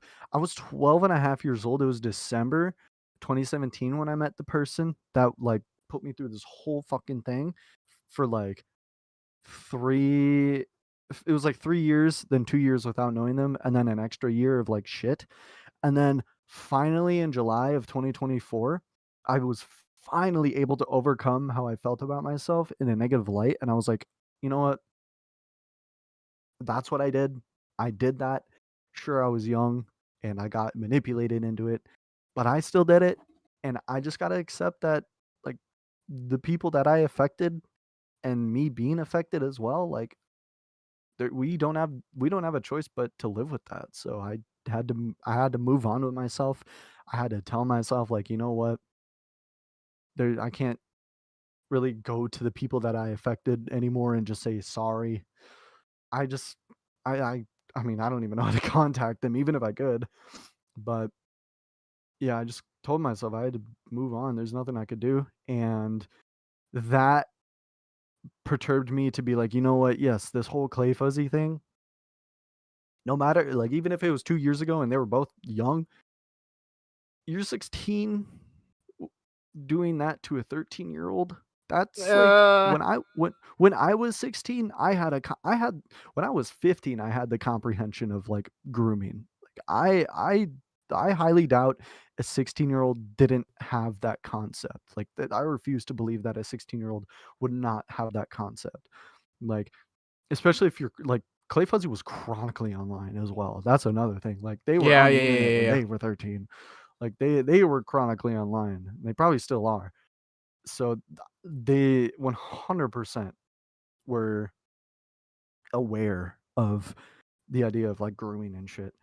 And they hid it all under the rug. They created the Wide Awake account. So it was like a dual life kind of. They were Clay Fuzzy and then they were Wide Awake. And they created the Wide Awake account on February 19th of this year. 3 days later told me about it. And I didn't learn about their actions until last month in October. But I knew they had allegations in like May or something. But I was ignorant and didn't care. Like I was at a point in my life where I didn't care about anybody back in like May and June and July. And I only started actually caring about life and caring about living when we started doing these podcasts, these interview thingies that we do on the Secret Way channel, and actually realizing like people are actually cool. Like when we were Secret Way doing only shorts, people fucking like, you suck, you're fucking AI slop, fuck you. Like we Shorts did YouTuber. not get Shorts we YouTuber. did Haha. not get any respect from the community at all until the interviews. And I was like after the interviews, I was like, you know what? Maybe I should start caring because people actually like respect us now. Like we actually are able to get even just an ounce of respect from the community, and that's why I don't know if I ever would have like if I so the whole reason why I kind of came out with Wide Awake being Clay Fuzzy, like that whole thing, is because I was in a call with them and people on Twitter were mad at me. If I was never in that call, I don't know if I would have said anything or not. But I do think with Kawaki's thingy coming out, he probably would have exposed. I don't know. I don't know what Kawaki knew. I only, excuse me, I only know what I knew, and I only knew detailed information for like a month. And I've never exposed anyone either before. Like I've never exposed anyone, which is why I was like, I don't know how, like, what would I even do? Like, would I just tweet about it one day? Like, I don't, I'm very lost. Like I've never, I just didn't know how to go about it. And it happened now, and now I know what to do. Now I know what not to do. Like I said way earlier in this live stream, Kwaki didn't need to be brought up. Now I know if there's people that were not really accomplices, like Kawaki is claiming, to not bring them up. Like only bring up people that I actually know. Like I know 100% did bad things. Yeah, And that's actually a strategy because like accusing a person like yeah, seeing like not proved allegations, it's fucked up too actually. You need to prove everything to make accusations if you want to make accusations. Yeah. Like I'm gonna say this. I didn't apologize publicly or like in a big space because like I mean if I was working Secret Way alone, I would probably community post. But considering someone else works on the channel as well, I don't know. I'm very uncomfortable with talking about certain stuff. But I do apologize. Like I would apologize to Kawaki. I do regret. I really honestly, if someone were to ask me what's my biggest regret in the GD, like my GD career, I would say bringing like reeling Kawaki into the whole drama because he did not need to be reeled into it, and there was literally no reason to at all. And he he seemed to have lost a friend as well. Like the real Mike was involved in it too, and more allegations came up about him, and I can tell that Kawaki is really upset. Like from Yeah. what I've seen in the public, like I haven't talked to him privately. Like I just unblocked him today because it's like, you know what, why do I have him blocked? He didn't do anything. He's just edgy. Like they're like, I mean, okay, there are some things he said on his stream that are very like, obviously it's a joke, but he needs to cut the act. He put on his own stream him DMing someone, I support P3DO files. I'm like, whoa, like okay, you can't say that if you want to have a platform. But he didn't actually, he from his words, he didn't actually do anything. He just got the wrong person to work for him, like the completely wrong person to work for him. And I think he played ignorance. I think he was just being ignorant about the allegations toward Wide Awake because Wide Awake worked for him. Like I just think he didn't want to accept it because I think Oh. my theory is that Wide Awake was a good asset to him, and I think he wanted to be like, I genuinely don't think he wanted to like know the whole situation. Like I think Yeah. he knew surface level stuff, like he said he knew like about the manipulation and like the self-harm crap, but he said he didn't know about the actual grooming stuff. I think that's true. I don't think he actually knew about that. I think he played ignorance on that because he didn't want to accept that that was the case. And I I do apologize to him, but I don't expect him to forgive me. It was completely stupid for me to bring him into the whole thing. But what I do know is he doesn't have anything wrong with me. He just thinks I'm annoying, which I Yeah. agree with him. I was really annoying about the whole drama. Like I didn't lie. I was just wrong. Like he did make I will say this, he did make me feel like I would be in trouble if I were to tell people about Wide Awake equal Clay Fuzzy. But I just think there's two things. Maybe A, he was going to I think he wanted to out Wide Awake for his little project, or B, I don't know. I really don't know. I mean, there's nothing I can really do to prove that he actually like what I've told everybody is that him and I were in a call back in it was like June or May or sometime around there. Wait. You and Hmm? Kawaki or you and Clefazi? Me and Kawaki were in Oh, a okay. call like back in May or June or whatever. And I told him like, oh yeah, no, I kind of like just said that Clay Fuzzy equal Wide Awake to Mm. Vix and one of our other friends, and Kawaki was like, damn, you fucked up. And he said that to me. I'm like, wait, why? Like I didn't ask him why, but in my head I'm like, why? Wait, why would I have fucked up? And then I just kept getting in my head about it, and I couldn't stop thinking about it. And then I ended up telling Zoink, and then the whole doggy clip. I don't know if Zoink or Doggy knew at all. I don't think they did. I do wish people would stop bringing their names up in the whole situation because it just feels like people who bring up Zoink and Doggy are just clout chasing Yeah. to like Yeah. drama clout Absolutely. chasing. Absolutely. Like I'm the only me and Quacky are the only ones that should actually be talked about in the whole drama. Like there's this community post by this Mohammed person. I don't know what their full name. It's like Yeah. yeah. They brought up Zoink. I'm pretty sure. Yeah, they brought up Zoink like almost equally the amount they brought us up, and it's just like that is such an obvious clout chasing attempt. Like Zoink did nothing wrong. I actively told Zoink not to tell anybody, and he listened to me.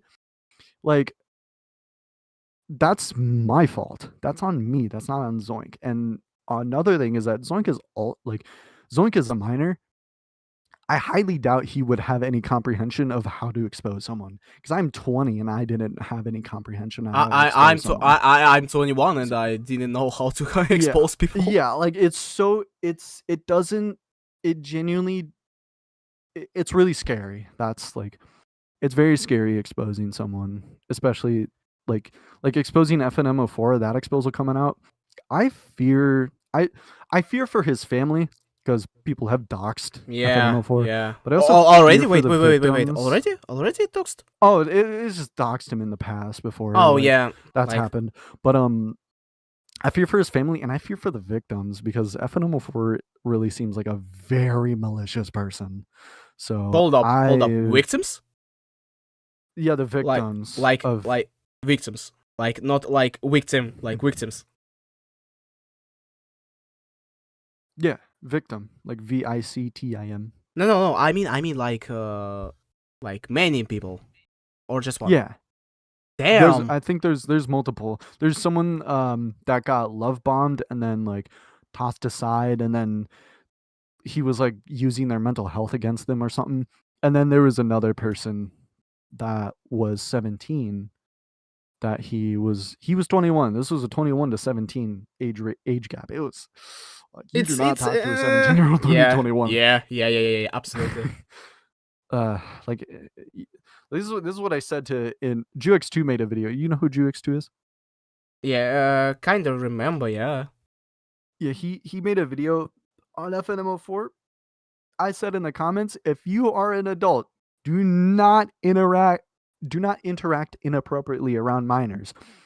If you're a content creator, you are like inevitably you are going to talk to people who are minors, but don't interact inappropriately with them. Just be casual. Do not, unless your casual is being inappropriate, then Yeah. don't interact at all. But just don't be inappropriate with minors at all. Like, Like, not one bit. censor your language. Like, Yes, like filter yourself, censor yourself. filter yourself. Yeah. Yeah. Do not have an unfiltered conversation with a minor if you're an adult. Do not. Never. You should do filtered conversations with minors now. Yeah, that's so. It's funny coming from me because the first unfiltered conversation we did was Zoink, who is a minor. Yeah. But, That's no, well. Posted publicly. I didn't have sexual talk with any of our guests at all. So Yeah, of course. Like, this is like, for what you need to sexual talk on this podcast. Like, I mean, for yeah. why? Like, okay. The closest thing I was talked is about sexuality in general. Like, when I was talking with Geometrical. But like this is some like topics like on dramas about this in our community, etc. Like, yeah, on that side, like this is the closest one. But still, it is like not that bad because this is a part of the human being, like and their choice. Yeah. Am I good to go use the bathroom real quick? Yeah. Okay. Sure. I'm take a glass of water. Like. Alrighty. So yeah, you talk to the chat. I'll be back. Yeah, I'll be back too soon. Actually, yeah. And look at this. Like, come on, dude. Like, why is he like living in the like free like in the jail? Let me say, not a bathroom, but like basement. Yeah, I remember the word. Immersion, intermission. Yeah. Some sort of intermission right now. I will bring some glass of water right now, so I'll be right back, please. If you want, like, you can donate right now to the charity right now, to the City of Hope. And if you want, like, to support my channel, you should like consider subscribing. Like, just subscribe to this channel and I'll continue making my content. So yeah. Oh, and the one more thing. I forget what I want to say. Just share the stream if you want to, like, if the people who are awake right now. Okay, the chair is back. Ah! Okay, I'll bring some water. Like, I'll be right back. Alrighty. Okay, I'll just talk to the chat right now. Like, talk to the stream. Like, I completely forgot to bring some glass of water. So, can you entertain them a little? I'll be right back. Yeah. Yeah. Okay. This is my specialty. Intermission. Heck yeah, it's intermission. Hello, Eagle Hater. Hello, Yakislav. I think that's probably how you pronounce your name. Vyacheslav. 3002. Yeah. The topic: do not be sexual with minors. Ever. Do never. Even if you're a minor, do not be sexual with minors, just in case. Wait till you're an adult and wait till other people are an adult. Because, like, okay, that sounds a little wrong. No, wait till you're an adult and only talk to adults. Because I'm pretty sure if you're an adult and you wait for a minor to become an adult, I think that's like a kind of grooming.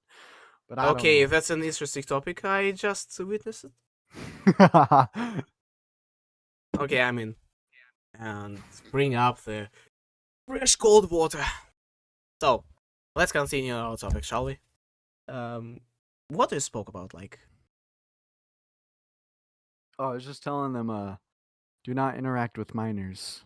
Oh yeah, If you're an and adult, do not interact with minors. yeah, and by the way, this works. This works both ways actually. Like, if you don't want to get into trouble, don't speak with random adults too. If you're a minor. That is true. If you're a minor, don't interact with adults. Never interact. Just don't interact with people you don't know inappropriately. Just Yeah. like this has been my motto my whole life. If you're an adult and the person you're talking to is an adult, I don't care what you talk about. If one of the parties is a minor, keep your distance. Keep your distance. Yeah, and like to make it somewhat about our topic of our stream about these situations, I would say that like the content creation is the scary place for the people. Like many people actually scared about this type of stuff. They can can get them into like by accident or not, like people who want to make a content are scared about this too, actually, as I saw some examples of it. This is actually interesting topic too about, but yeah, so just come on, just be normal, okay? For real, just be normal. Yeah, I'm glad I went to go use the bathroom because I'm not gonna lie, I was holding that in for like an hour. Yeah. So, wait, how much time is it? I have like a half an hour. Yeah, I have a half an hour left to our podcast because I need to go to the cafeteria because we have like the cafe, like we have our like a table reserved. Oh yeah. Sweet. Okay, so let's continue on. Let's switch up from the YouTube. Like, why do we speak about YouTube only? Let's switch up to like some other platforms like Twitch, TikTok, as you said, Instagram. Because as I heard in our conversation, like Instagram is a great platform to invest in. Like you can make videos to here and actually gather some views. Like I mean, Geometrical videos. Specifically for Geometry Dash, I'm not sure, but there are some forms of content that would do really well on Instagram. Jokes with slurs would probably do really well on Instagram. Gooner baiting would probably do really good on Insta. I don't know. You can do literally anything on Instagram. You can literally upload videos of like gore and like people getting killed by like I know you can upload 9/11 footage up to Instagram and you're just fine. Like oh yeah, I saw the gimmick account. Yeah, it's free reign on that platform. It's crazy. I remember that type of freedom in like Telegram. Why joking? Like this is one of the main messengers we use in Russia. It is I've heard people using Telegram. I never once even seen what the platform looks like, but I've heard of it. This is actually a great platform, like to they have like a groups. You can like make your own blog in it, like, and it is actually really cool. Like for the Russian audience, it's a great channel to like view news, etc., etc. Like for it, like what about the TikTok? TikTok is a TikTok, okay? Like this is a short orientated platform. Like you can make shorts like for YouTube and upload it in TikTok, and it will blow up eventually because they have different algorithms. Yeah. Yeah. Yeah. I think our TikToks. One thing that I do like about TikTok, it's really hard to take videos down on there compared to YouTube because it's like I feel like short form content has like a policy with certain stuff, but also like if for the reason why I think it's different on YouTube is because it started out like being able to upload long form videos, Yeah. and you can fairly copyright long form stuff if it's like if it's a fair copyright claim. And I think you can unfairly copyright YouTube Shorts just because it's the same copyright system for like long form videos, Yeah. which is really annoying. And yeah, and that's actually a problem, I guess. But on TikTok, like, you can like get your account banned because Chinese government want to. Oh, true that. So yeah. What's the rich Freddy guy saying? I don't know. He said like how I like I wanted this podcast to show up again if I translate from Russian. Yeah, he one of my like followers, long time followers. So yeah.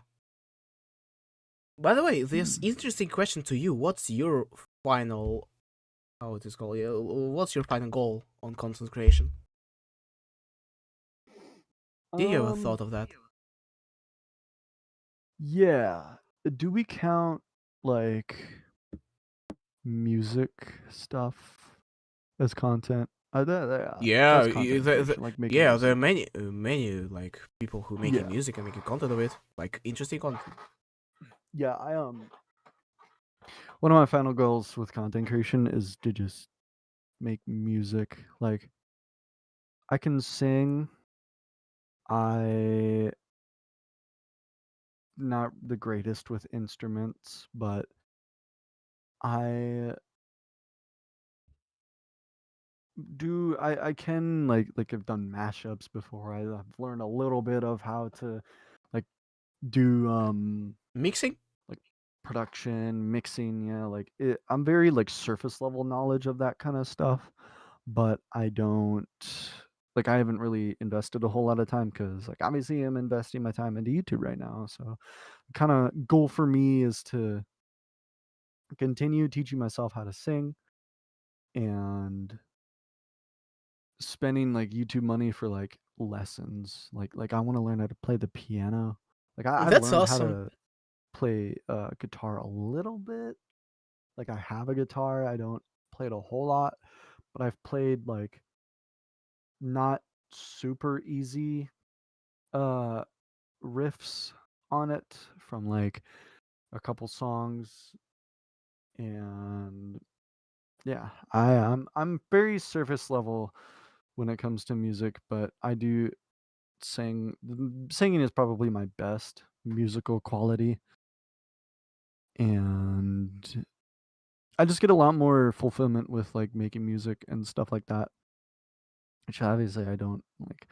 I haven't made music like per se, but I've put together stuff that I just like listening to on repeat, and if I'm passionate about it, it's something that I occasionally go like on my old desktop computer. I had an FL Studio save, and probably like once every 3 months, 4 months, I would just go back to it and just add more to it, and it started turning into something. And then had to switch to my laptop, and I think the hard drive that it's in is somewhere back, like on a shelf, and I'd have to look at it to see what it turned into. But yeah, final goal for content creation is to like pursue music and be a musician, and not even just like for the sake of making music, but like just showing how like how much passion I actually have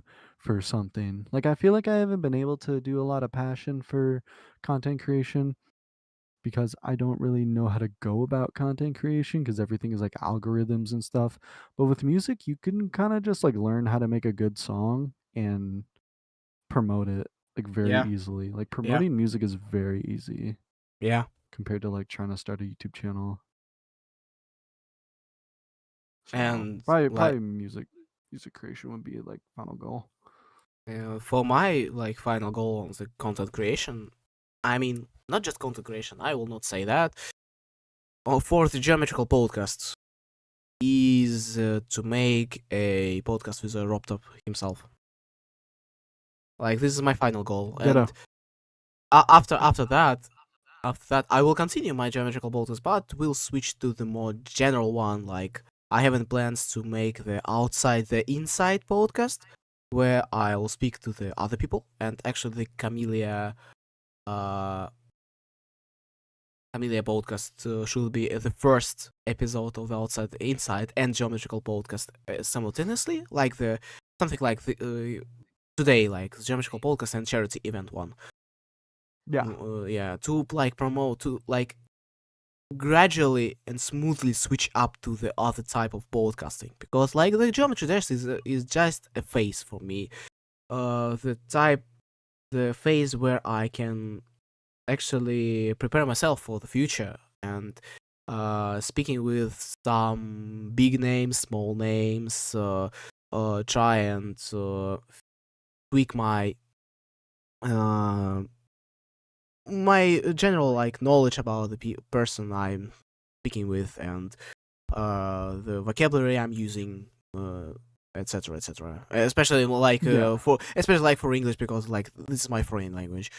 Like for the giggles, я сейчас могу разговаривать на русском спокойно and switch up to the English right now. So and you will not like see a difference like in it, and I like love that.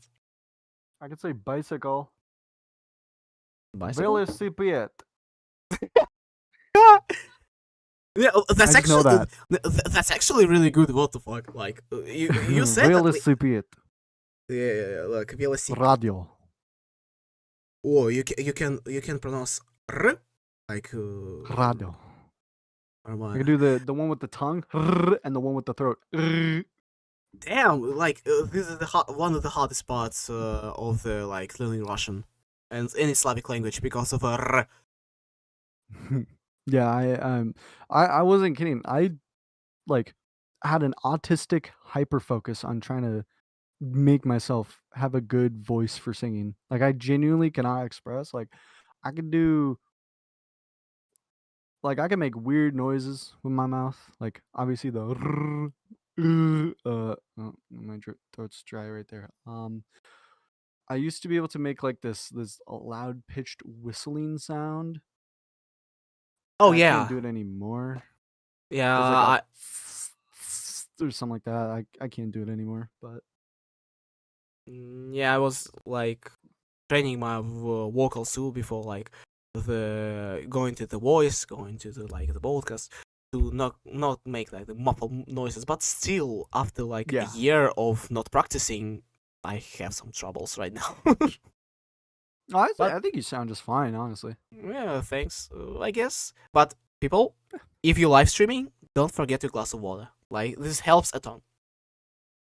1,000,000%. Every single interview I've done, I have a bottle of water next to me. Sometimes I have an energy drink. Like No, energy drink I- like I- and any like beverage is Yeah. actually bad for your voice and for your vocal cords if you want to like stay. Well, yeah. Or if you want like to drink beverage, really just bring water with you. Like Yeah, I had water and every time I've had an energy drink, I had water as well because I was like for some of the interviews I like to drink like I like to have caffeine beforehand, but if I don't have enough time to like I'll throw an energy drink in the freezer maybe an hour beforehand, but maybe if I don't have enough time, I will just kind of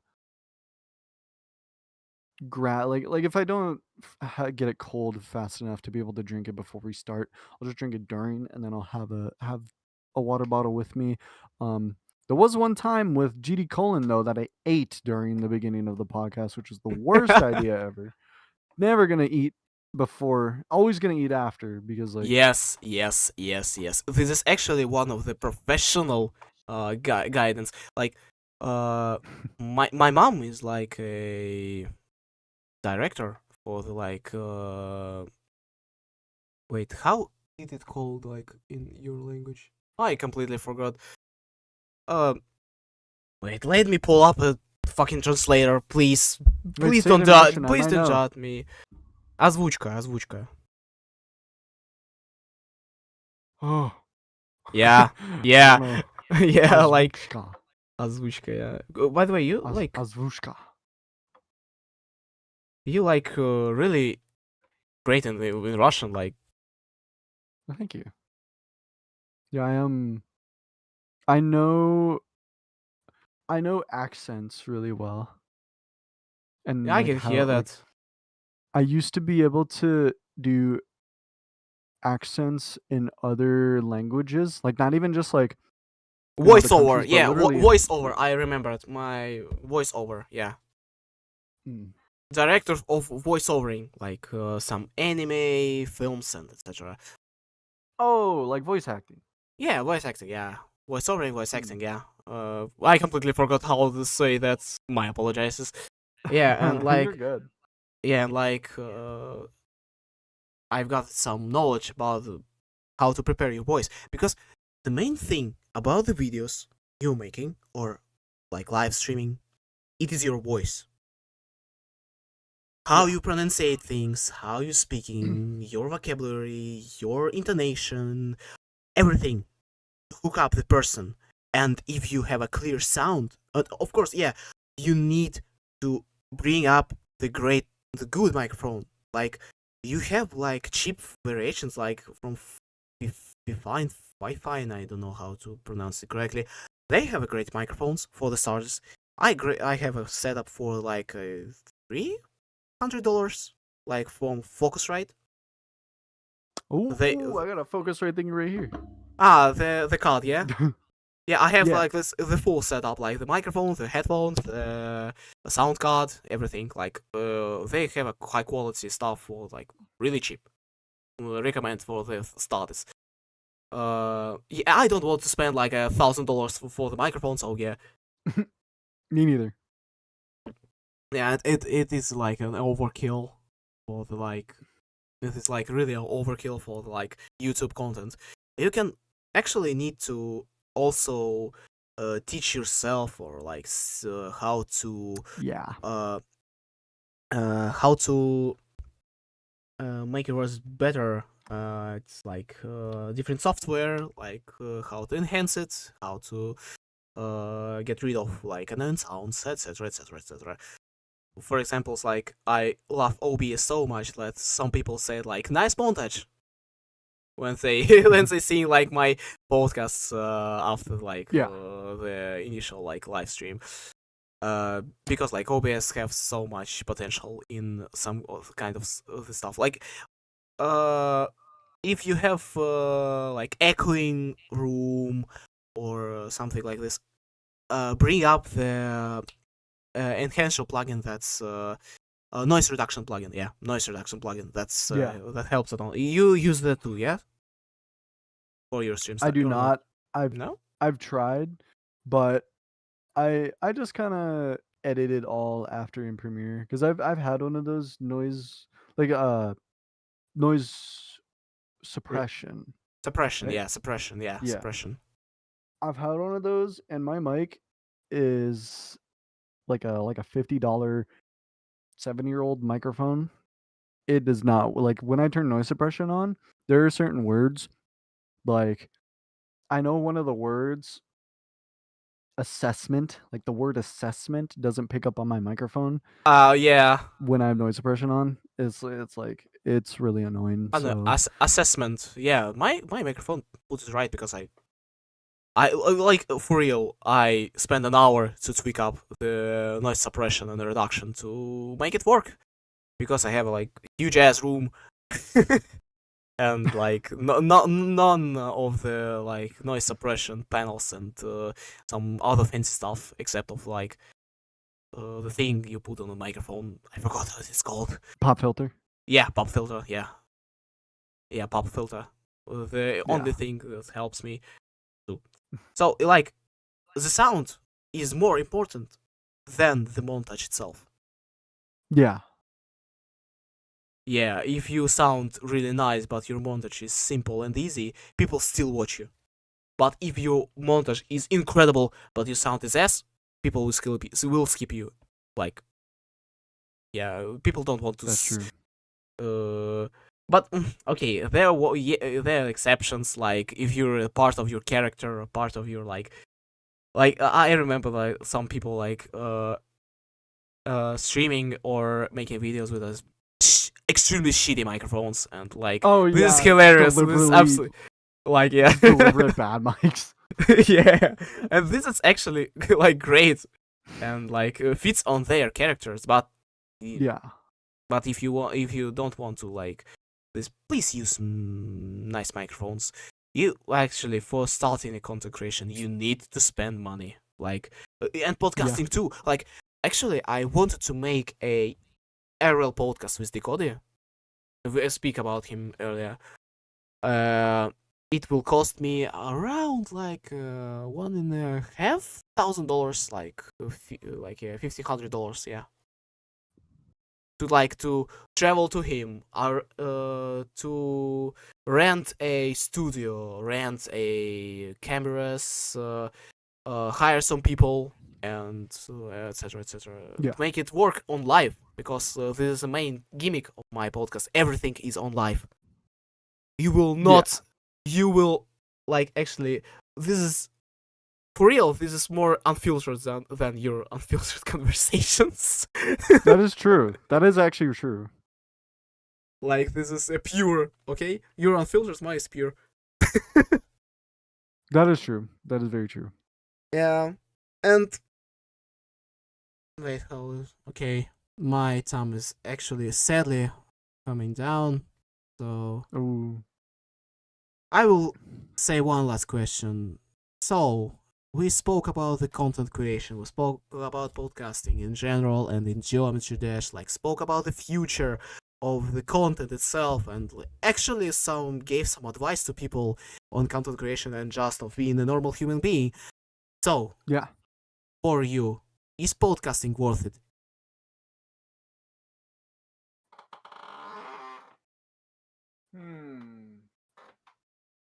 Is podcasting worth it? Like podcasting, interviewing, like this type of content in Geometry Dash community. I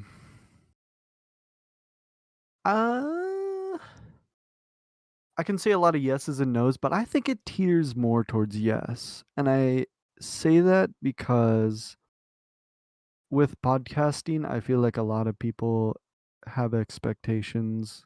Like the way we do it is we get like I come up with a few questions, and then more of the questions are fan questions.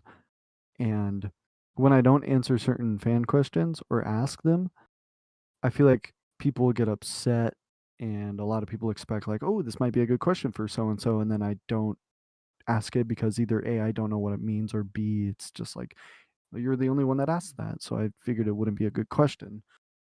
But it also, yes, because people would 100% now probably not be accepting like people like Space UK, or people wouldn't understand why like Nswish's account, like why he deleted his account. Like there are, or same with like W Popoff, like people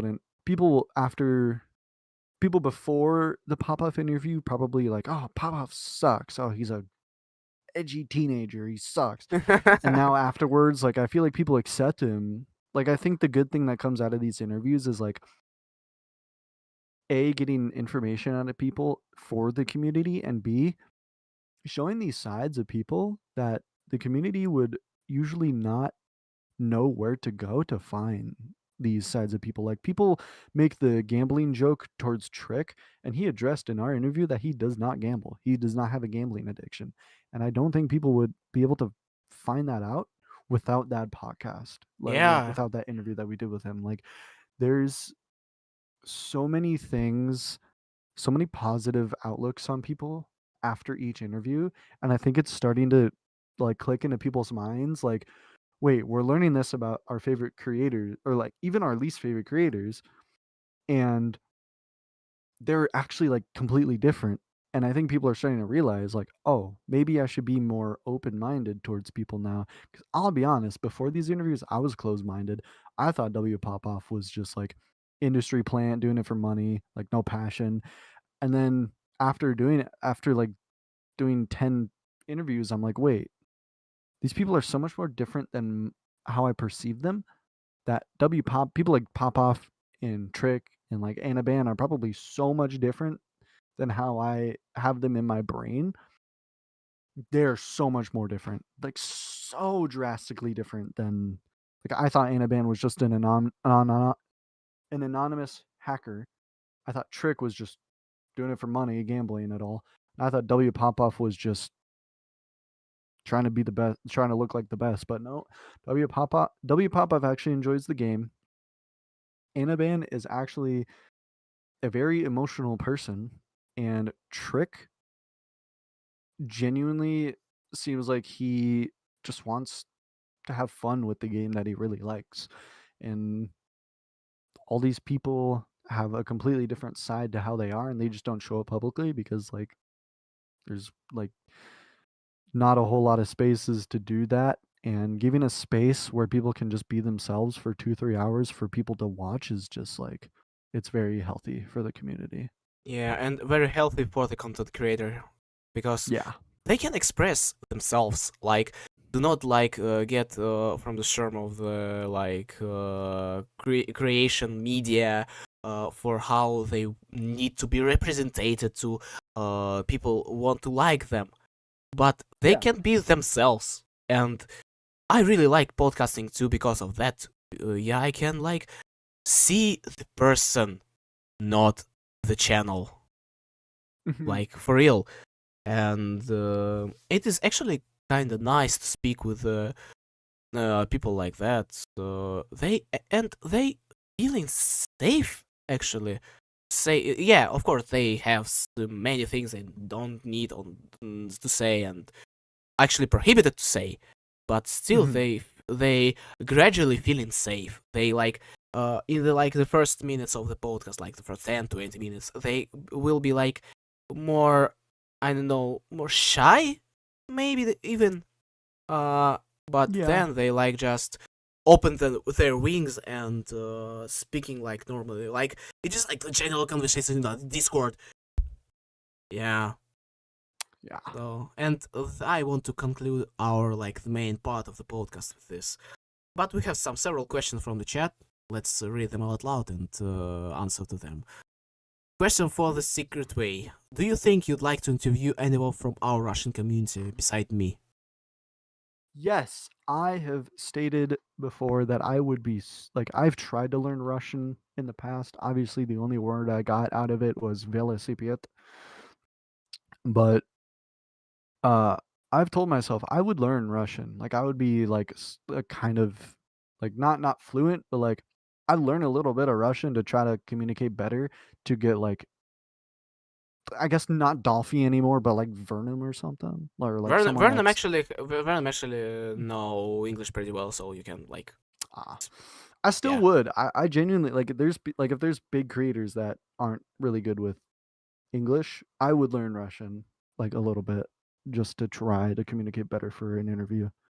Actually, I have some plans to bring up the live translator to make the content accessible to everyone. Like, Yeah.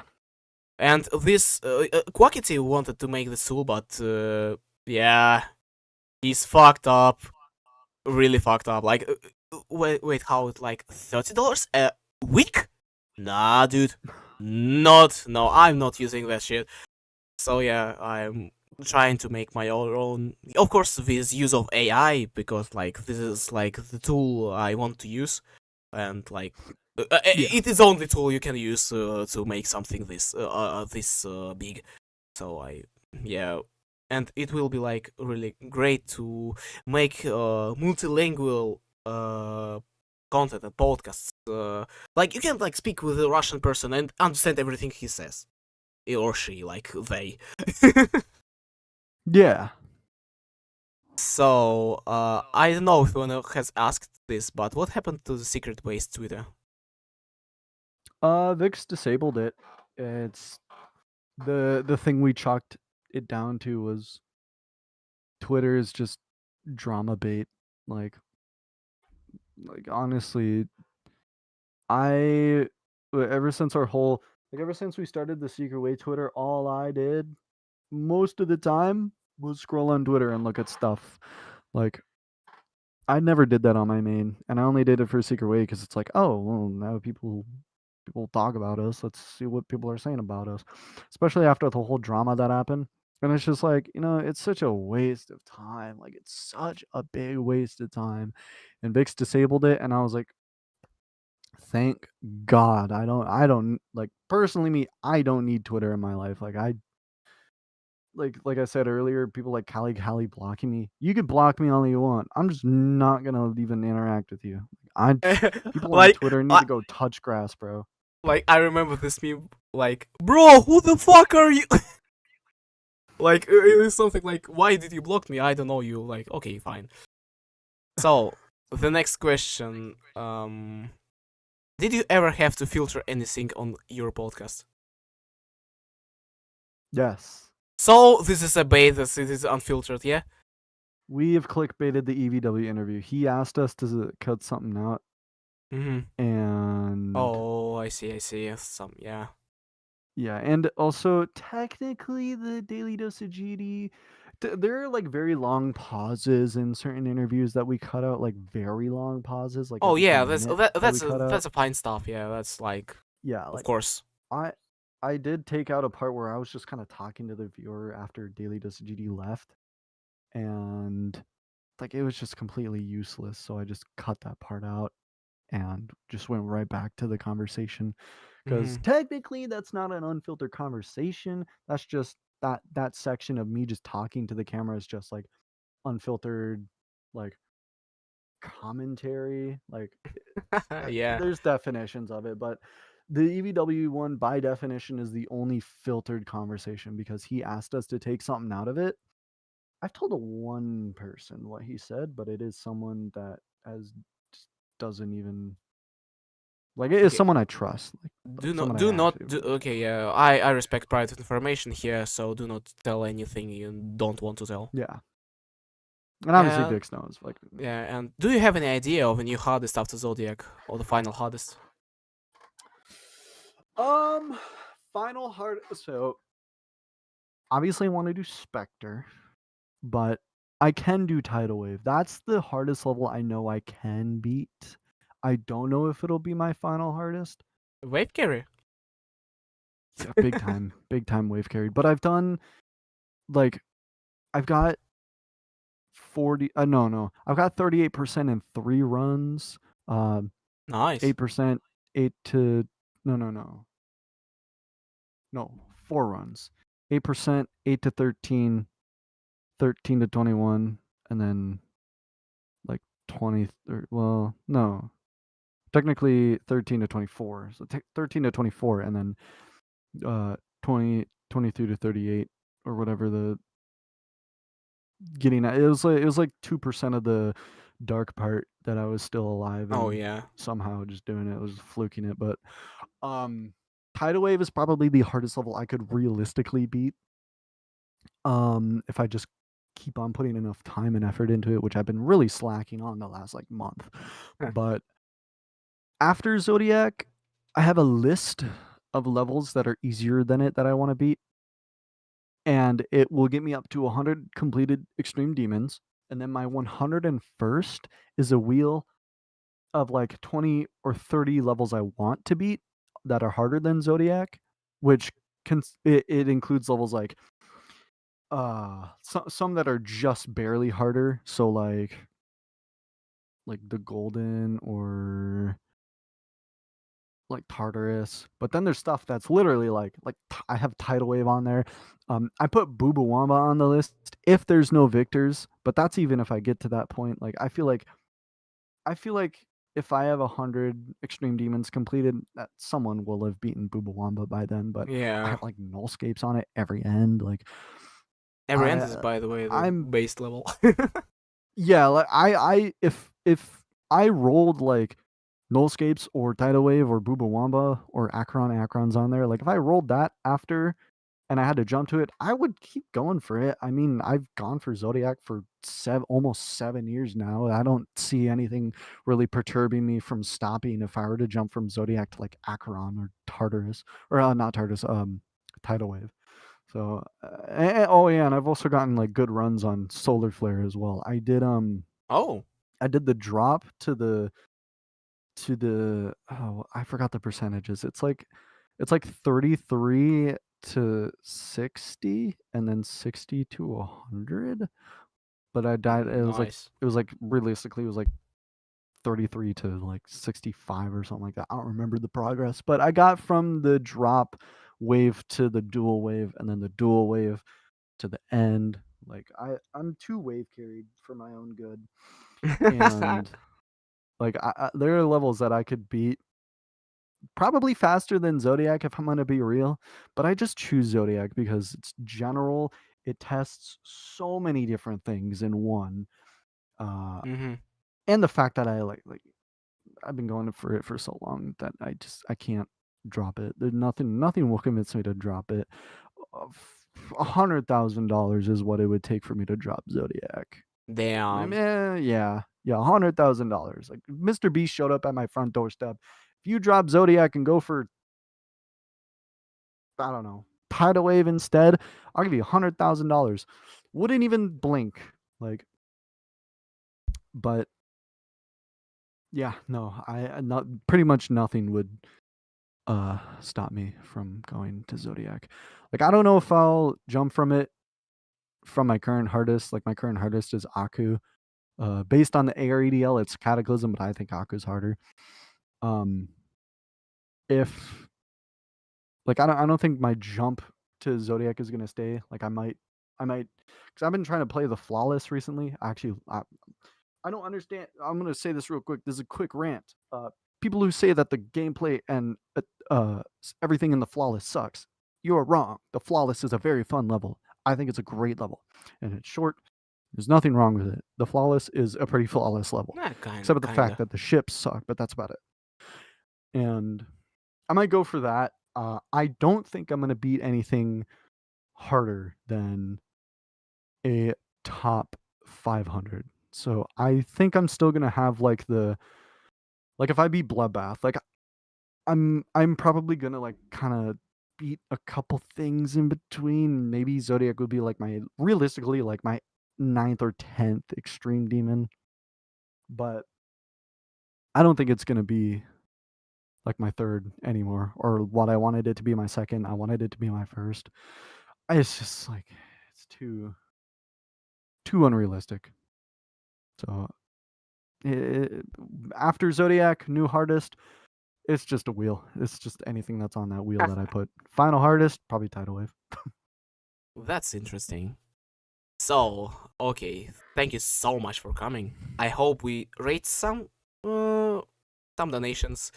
I hope we got some. Sadly, I couldn't set up properly the donation thing because of like Right. restrictions, and City of Hope was blocked in my country, bruh.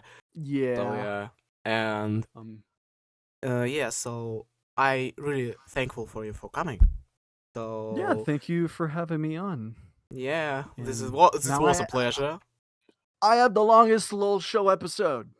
Yeah. Yeah, actually, like 3 hours almost. Yeah, it's almost 3 hours on the dot. I'm pretty sure probably 2:49, 2:48 or something like that because we had 2:55. Thing. Oh, 2:55? Yeah. I'm pretty sure if we exclude the please wait part, it's like oh yeah, it's like 2:40. Yeah. Something like that. But I yeah, donated no, WCT of official Eagle Hater. Thank you so much for donation to this foundation. Thank you for donating. Okay, people. You'll get 10K.